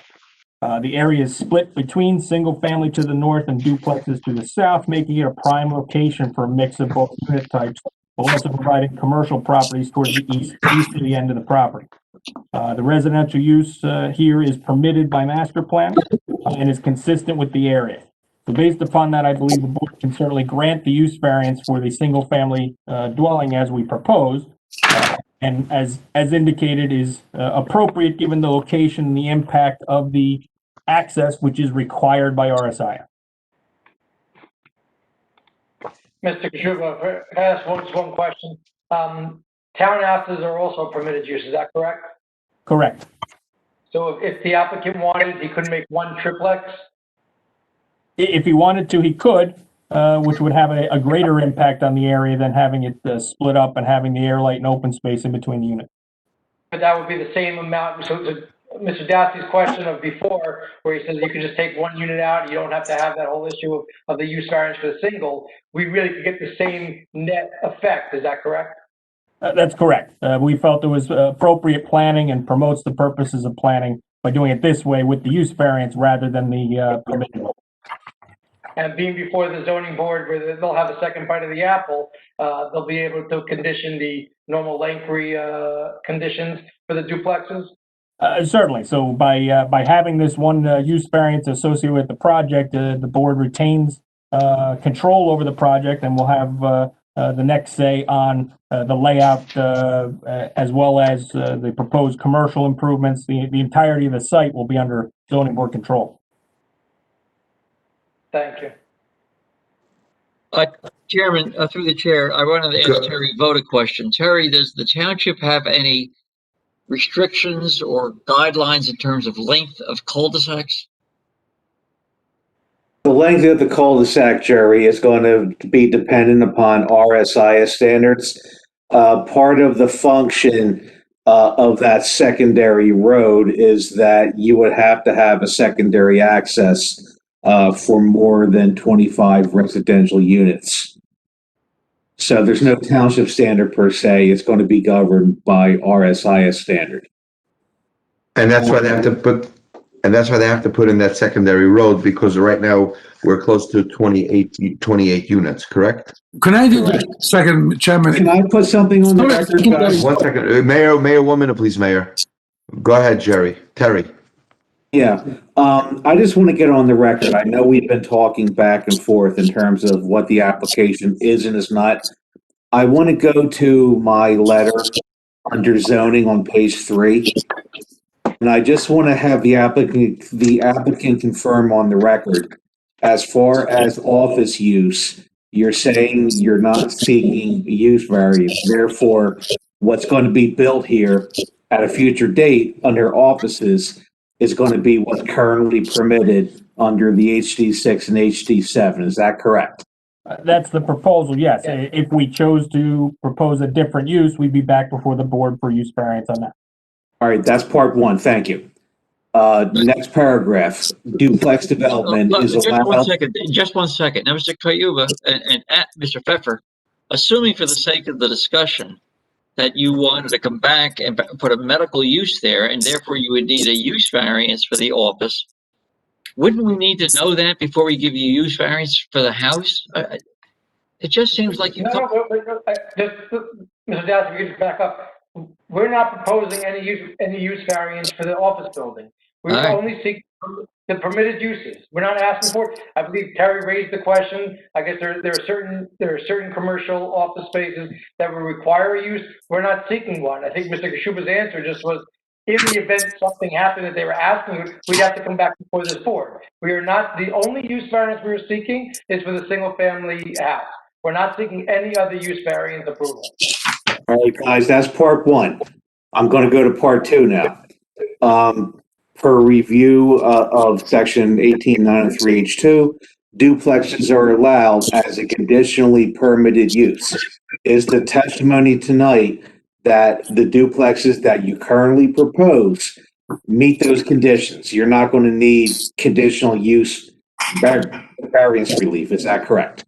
That is correct. As proposed, we do not believe we require any variances for conditional use. All right, thank you. Okay, so Jerry, when you asked before, where are you? When you asked before, if he wants to put a medical, and if he does ask for the medical, then we can deny this single family because it just doesn't work. That's why I asked you if we can give a conditional use for this single family to make sure that it's all working. And if we feel that it doesn't work based on other issues that are going to come up when you're going to give me this approval, when he's going to come in for the rest of the approval, we might just tell him, forget about it because it doesn't work with this single family where it is. Well, any approval you grant usually does have some conditions. Now, the representation is, and assuming for the sake of the discussion that you would approve this use variance, a condition would be that everything else will be permitted and no other use variances will be permitted throughout the entire tract. That would be a condition of the approval. And if he wants any other conditions or if he wants any other use variances, we can then pull out this approval. Yeah, that particular condition we just talked about would not have been met, and therefore the use variance would go by the board. Got it. Okay, Mayor, you wanted to say something? Yeah, it was mentioned before about secondary road. It's not a secondary road. It's an emergency road 20 feet wide. That's not to be used to go in and out every day. Well, I can't discuss it now, but I would have, if you would have asked me, I would have wanted as really a secondary road for cars to go in and out to relieve the pressure out onto 9. But Right. we're not talking about that now. I would have discussed it if we're going to be on that discussion now. I would have made the house, shifted the house over to the left a little bit, and made that road straighter. And yes, utilize it. Right. Now, Mr. Gelly's comments are appropriate. I mean, this application includes a 20-foot wide road as a secondary / emergency road. If you approve the use, I'm sorry. Yeah. Go ahead. Who was saying? Jerry, you were saying something. You're mute now. Mr. Gelly's comments are accurate. If you approve this house use variance, you are therefore approving indirectly the 20-foot wide emergency road as a presumably legitimate second road. 100%. Because I think the testimony of Mr. Kayuba was you have to have roads. Correct. So if you ask me, I was going to say I would make this lot a little smaller, make this road a little wider, or shift it over a little bit to be able to have room for sidewalk and curbs, and make it as a regular road to go out onto Cedar, and then you can run up to Williams and out instead of having the traffic pump out onto Route 9 and make the Route 9 Chairman, that's traffic part of the worse. problem. The applicant, That, the applicant Wait. hears, Who's speaking? go ahead, Mr. Pfeffer, go ahead. Mr. Pfeffer? so two things. One, the applicant completely understands that this has to be fully designed to make sure that that road meets the needs and concerns of the board. I disagree slightly with Mr. Dasty, where he indicates that by approving the one single family, you are already approving that emergency road. We have to still design it and come back before the board. If the board is not happy or pleased with that layout, they do not have to approve the final, our next application, our site plan and subdivision. All this does is allow us to go for the design. I'm happy to hear feedback from the board that the board is concerns with a 20-foot wide emergency secondary access road, and this applicant fully understands. We've had a conversation to try and maximize, widen, and take that into consideration while we come back before the board, should the zoning board approve this use variance application. Mr. Cayuba. Yes. Is the secondary road, is it your testimony that it's allowed to be only an emergency road, or does it have to be a legitimate road? The RSIS doesn't define that it has to be a fully public accessible road. It can be just for emergency access. But as Mr. Pfeffer indicated, we certainly welcome the comments from the board. We are coming back to this board for the full application. So we certainly hear that they have some thoughts regarding that. We would certainly try and incorporate that into a future design. But the RSIS does not require it to be a public access road.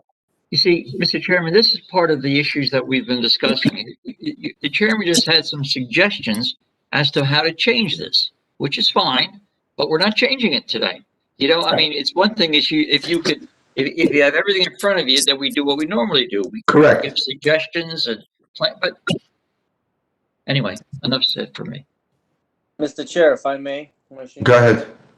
So if the board remembers, when Somerset came in front of us by Locust, we started off with the concept of an emergency road, and then we came to realize that a real access road is really what we need to give the people, because they have to be able to get in and out properly and move between the complexes. This really should be a real road to keep all the as much traffic as we can off Route 9 and buses possibly coming around, because there's no way they're turning around in a half circle cul-de-sac. And again, all the traffic can go out to Cedar and go back out south, or maybe towards, Prospect and Williams, like you said. So I think that the house should be shifted to the right, both homes, and the road should be straightened out, and it should be a legitimate access with sidewalks, like the chairman said.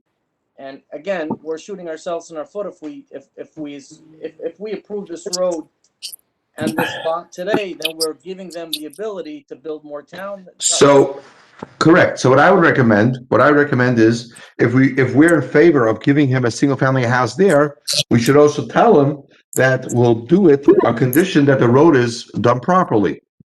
Right. The applicant has no objection as a condition of approval for the use variance for the single family, that we would come back not with a secondary emergency road, it will be a secondary road. Okay. Would have no objection. It should be a functional road, not just the way you have it designed here. Again, Excuse me, Chairman, if I could clarify. Yes, Terry. Functional road, I assume the applicant is talking about a two-way access, which is a minimum 24-foot wide parkway, not including parking. So no off-street parking. Correct. Correct. We have no objection to that. We could sign it, no parking, and do 24 feet pavement. We did that with the last development where we said no parking on it, so it does work, and people don't block through traffic, which is fine. I don't have an issue with that. But definitely the ability to, for traffic to cross easily and get through. For one, if they were to want to put in this whole road, it would only work. This whole development, it'll only work with a secondary road. And if the only way to get the secondary road is by putting in a single-family house, so be it. Lose the duplex and put a single family. Where that road. Put a secondary road in there, or else it doesn't work. Yeah. Anyone have anything else to say about this? Open I to the understand why they're in front of us. If the road Seeing- doesn't work, then seeing they come none? with less duplexes. Seeing none, I would like to open to the public. I know we've got a number, one second, please. I know we've got a number of comments from people thinking that this is an application for the whole entire tract, and they were very concerned about that. Well, before I continue, I'm sorry. Whoever wants to send an email, please send it to zoning board comments at lakewoodnj.gov. Again, zoning board comments at lakewoodnj.gov. Franny, can you give out that phone number again? I don't have it here with me. Let me give you the ones that I have so far. One second, can you put out the phone number, please? Mr. Chairman, 1 minute, Adam. Adam, give me a minute. 408-418-9388. And the code is 132-314-7989. Okay. Go ahead, Adam, you wanted to say something? yeah, just so up on the record again, I know Mr. Kennel is sitting at the edge of his seat to give some testimony. We have previously submitted a report prepared by Mr. Kennel in his office.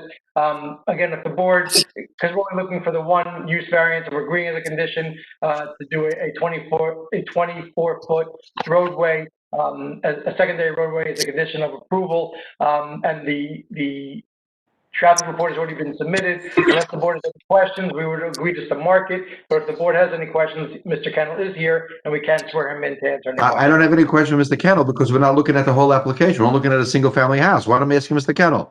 Right. Is it going to create, is it an F now? I know it's an F. Is it going to stay an F? It's going to stay an F. Now what?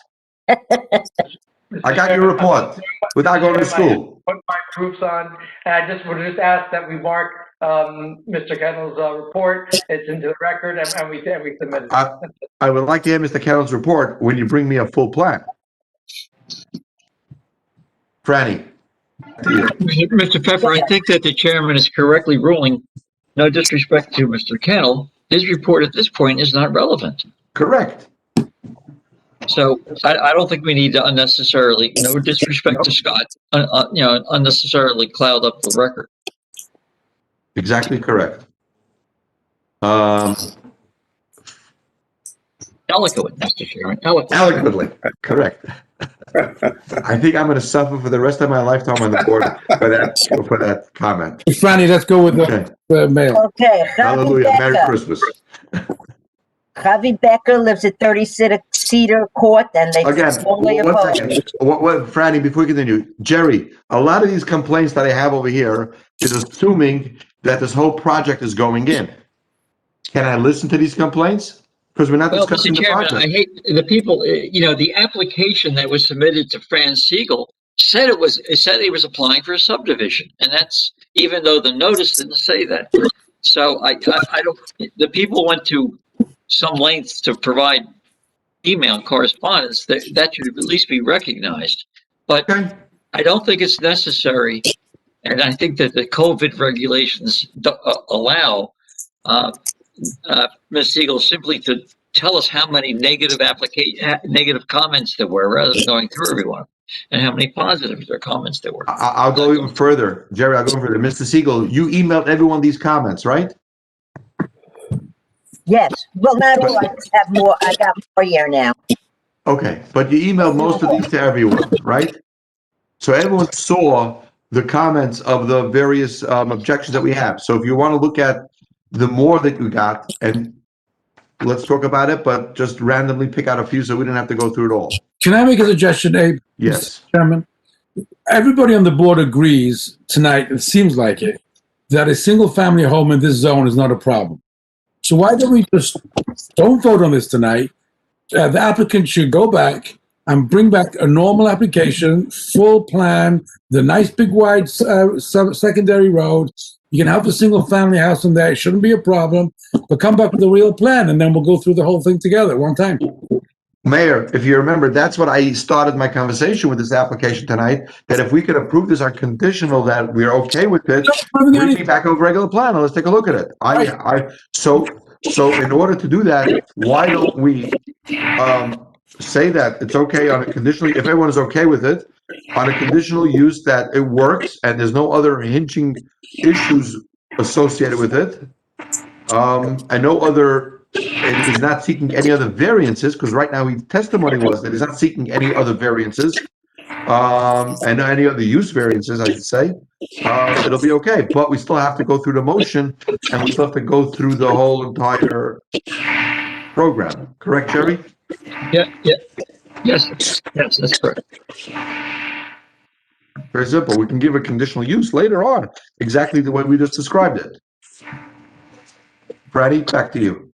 Okay, I don't know if these people understand, whatever. Okay, let me read this. Chaim Friedlander. He's, again, I don't see an address. He's talking about the entire development now. As residents of Lakewood, the zoning board members are assuredly aware of the terrible traffic on Route 9 and the very short distance between Cedar Court and Sterling Forest development, which would be the sole exit and entry of the proposed development. In fact, every time there's construction on Route 9 or a detour for any reason, William Street becomes the default route for hundreds, if not thousands of cars, while the residential neighborhood is not equipped to handle. Should this proposed development be approved, the sheer amount of traffic that would result would seriously hamper the quality of life of said neighborhood in the name of earning the property owner of 689 some profit, ruining the quality of life of residents who invested in the neighborhood and poured their heart, soul, and investment into a residential area they could raise their families in, is an outrageous decision that should not be condoned. Then of course it's going on. Who are we kidding? When the applicant wrote 14 units, it really means 28, and on and on. Didn't even mention the office building, but as far as traffic. Franny, you have 4 minutes per email. I know, this is 2 pages, so I really don't want to. Most of it is the traffic here. The traffic. Okay, but if it's a permitted use, it's a permitted use. We can't help it. We're not talking about the use now, because it's a permitted use. The only thing we're talking about is They're talking about the entire site. And we're just talking, the board now is only talking about the one single family. Chairman, I would recommend the COVID protocol allows the board to be told how many in favor and how many against applications without having to go through each one of them, because I agree. Because you've already received every one of them except a couple of probably came in late this afternoon. And in whatever resolution is granted, I always list the names and the addresses of those persons in favor and against. So it'll all be documented. So okay, so if you're okay with that, I'm fine with that. I'll give you a name and address, and if they're whatever. And up or down. Go ahead. Rachel Jacobs, and she is strongly opposed. Fine, put it on the right side. Next one. That's the right side. Rivka Levy, 9 Cedar. Oh, wait, I'm sorry. I don't have an address again. Okay, so the name. Secondary driveway onto Cedar Court would make Cedar Court even more backed up with traffic. She's against it. Right side. Yaakov Septimus, 7 Rena. He gave an address. No justification for the change in zoning. Next. Okay. Yaakov Sussman, 3 Grassmere. Was just such an application. The application should not even be considered. Okay. Next. Chani Berger. I have 54 Cedar Court. Okay. Resides at 54 Cedar Court, and she enjoys her privacy. And the backyard space, the backyard of duplexes, the traffic. Everybody's concerned with the traffic, so she's not in favor of it. Rachel Rabinowitz, I don't see an address. She's concerned with the traffic, and she's not in favor of it. And 50. But yeah, she's not in favor of something that's permitted. Okay, go ahead. I'm sorry, I interrupted. Go ahead. Keep Right. going. They're concerned about the traffic, especially the ones that live on Cedar Court. Rachel Rabinowitz lives in 219 Williams. And this one is Jacob and Esther Lightman at 22 Grassmere. Not in favor. Oh, although the present proposal has been revised, the main concerns are traffic, as were pertinent in the previous proposal. She lives on High Street. And that's pretty much it. Okay. So none in favor. You have all of them are not in favor, right? That's correct. I think there's some more, but they're in Okay. my phone now, and I really just can't get them out. Okay. But again, these people are not in favor for a. Oh, okay. This is from Chaim Friedland at 218 William Street.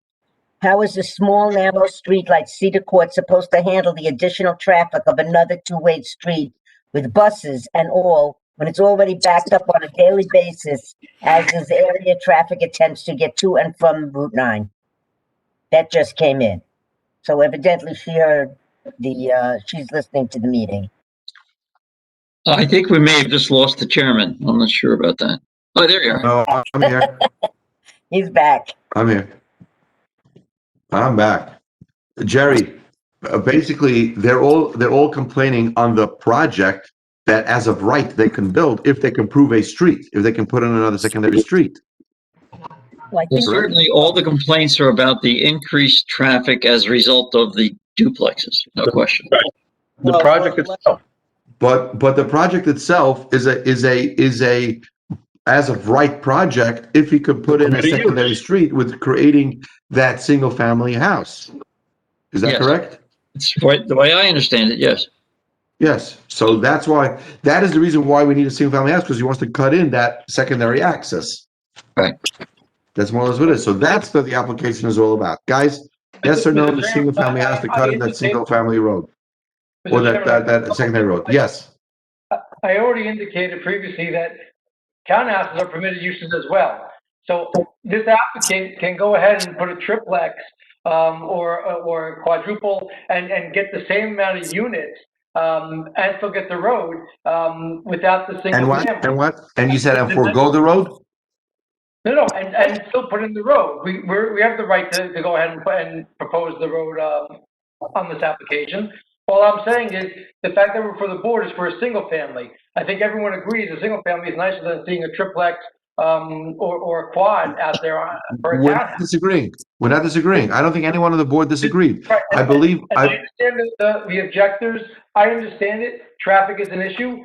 We're on this property fronts on Route 9. There's nothing we could do about that. Adam, I think we're all singing the same song. The way I'm reading, summing up the application right now, you want to put in 28 doors. 28 doors is more, you need a secondary access. That's why you want a single family house, to be able to put in that secondary access to get 28 doors, or else you can't put in 28 doors. That is the bottom and short of the application. Am I correct?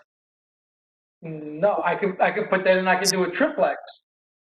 And start Can you with get the road. 20? Can you get 28 doors without a trip in a townhouse development without a secondary road? No, the secondary road, I agree, is required. You're saying the only way I can do it is if I get a single family. I'm just correcting that. No, it's not that I need a single family to get it. I could combine it and put a triplex and put the secondary road. I'm saying I'm here before the board for this. Hold on a second. You can take this lot 829, 9,775 square feet, right? Put in a triplex and the secondary road. Yeah, I could lot 831 and 830, just to the left of 829. Make that a triplex and have a secondary road, and I wouldn't need to come before this board. 831, 830. Take that duplex, put in 3 houses in there, and cut in a secondary road. Right, and I would not need to come before this board. Okay, I understand. Aren't you I hear asking you. for a release? And for one thing, we are agreeing. Should the board approve the use for the single family, we agree to make that not just a emergency access road, as opposed to 20-foot, that's shown, we will do a full 24 foot right of way, as Terry indicated, and that would be a condition. If we can't do that, if we don't do it, we don't have anything.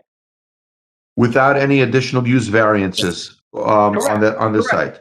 Yes. Okay, guys, you heard it? Franny, anyone, no one called in from the public? If you get any more emails on it, please, note it and let us know. Show whose number this is. Should I unmute it? Let's see. Let's see, let's go, give me one name, one guy. Can't unmute it. Unmute.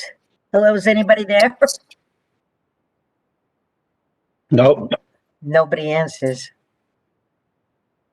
No one came up on the screen. I think Adam is called in via I phone. think you muted me. What'd you say? Brett, my audio is not working on my computer. I called in. I'm on a phone. It ends in 1373. Oh, so that's you. Okay, we'll turn you off. Okay. Okay, fine. Guys, what do you want to do? An emotion, or with conditions or without conditions? I had a question for Adam. Did the applicant ever try, Adam, did the applicant ever try to purchase the last lot on Cedar, which is 57, and that would keep all the traffic off Cedar? I'm sorry, I can't hear you, Mr. Engberg. Could you? Yeah. Did the applicant, I'm just asking Mr. Pfeffer, if the applicant ever attempted to try to buy lot 57, which is the second to last house on Cedar that backs up to the cul-de-sac. If he was able to obtain that, we can make the neighborhood happy by keeping the Cedar Court free and lining up the next road right into the cul-de-sac. That would eliminate issues. Do you know if that's a possibility?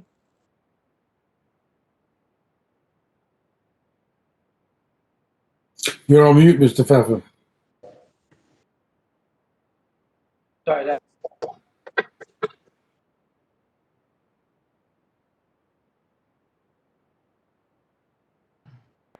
Hello?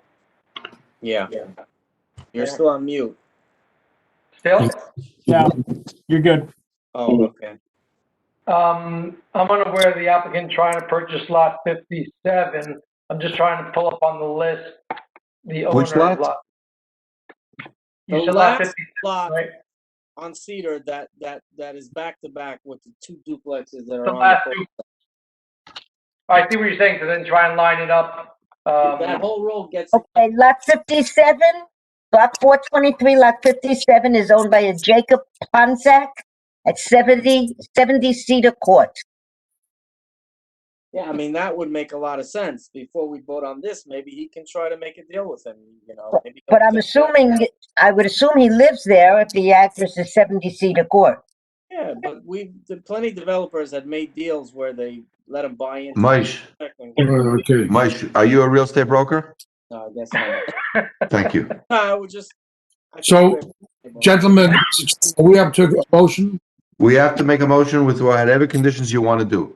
So I would like to make a motion to approve a single-family home on this lot, not approving any amount of duplexes with a real road that used for access in and out.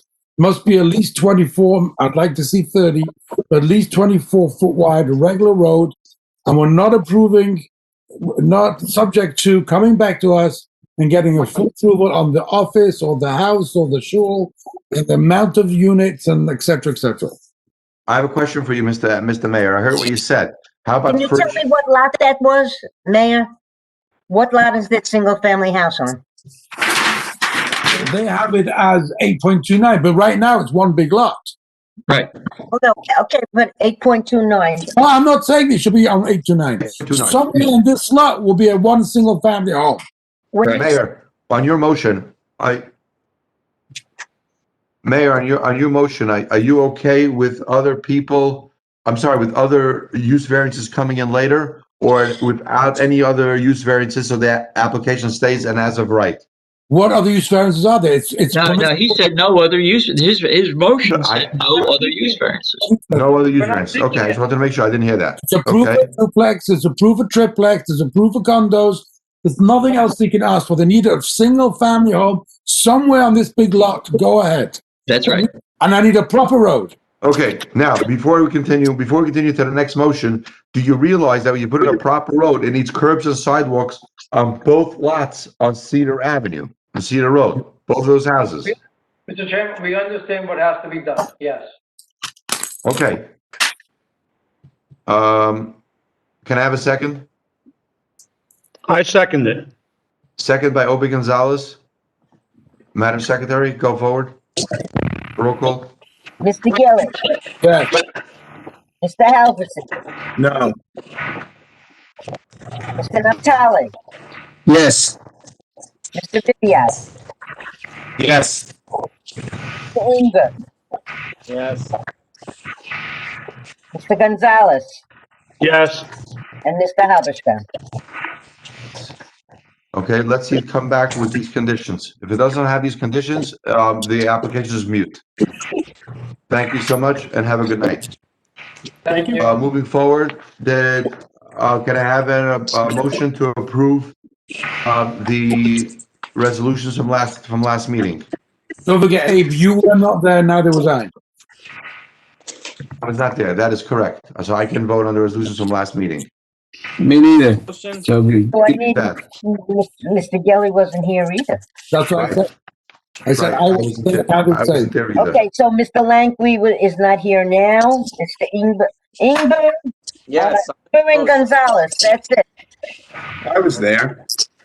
So on, Somerset, Ingber and Gonzalez. On, So, can we still make? a Schumann, motion Halverson, Naftali, Ingber, and Gonzalez. On Zafir, Halverson, Yes. Mr. Ingber, and Mr. Gonzalez. 4147A. Oh, BP of Pine Street. Mr. Lanky's not here. Mr. Ingber, and Mr. Gonzalez. Okay, yes. Okay, Yes. that's the Approved. resolutions. fine. Motion. Can I have a motion to pay bills? Yeah, Second. Okay, Second. okay, that's approved. happy Before to we everybody. close, I want to thank everyone for 2021, for a great 2021. Happy holidays to Coming on the everyone. calendar. What? Hal Harrison, wherever you are, Godspeed. You may have. Oh, there you are. Okay. There you are. That's Well, thank you all. Hal, you do good now. Stay healthy. Okay. Stay Happy healthy, don't get holidays to everyone. stranger. Happy Hanukkah, happy holidays to everyone. Happy New Year to happy all. holidays. Meeting is Happy holidays. January 4th, and the state has not made a decision if it's going to be virtual. I assume it's going to be, but I haven't heard yet.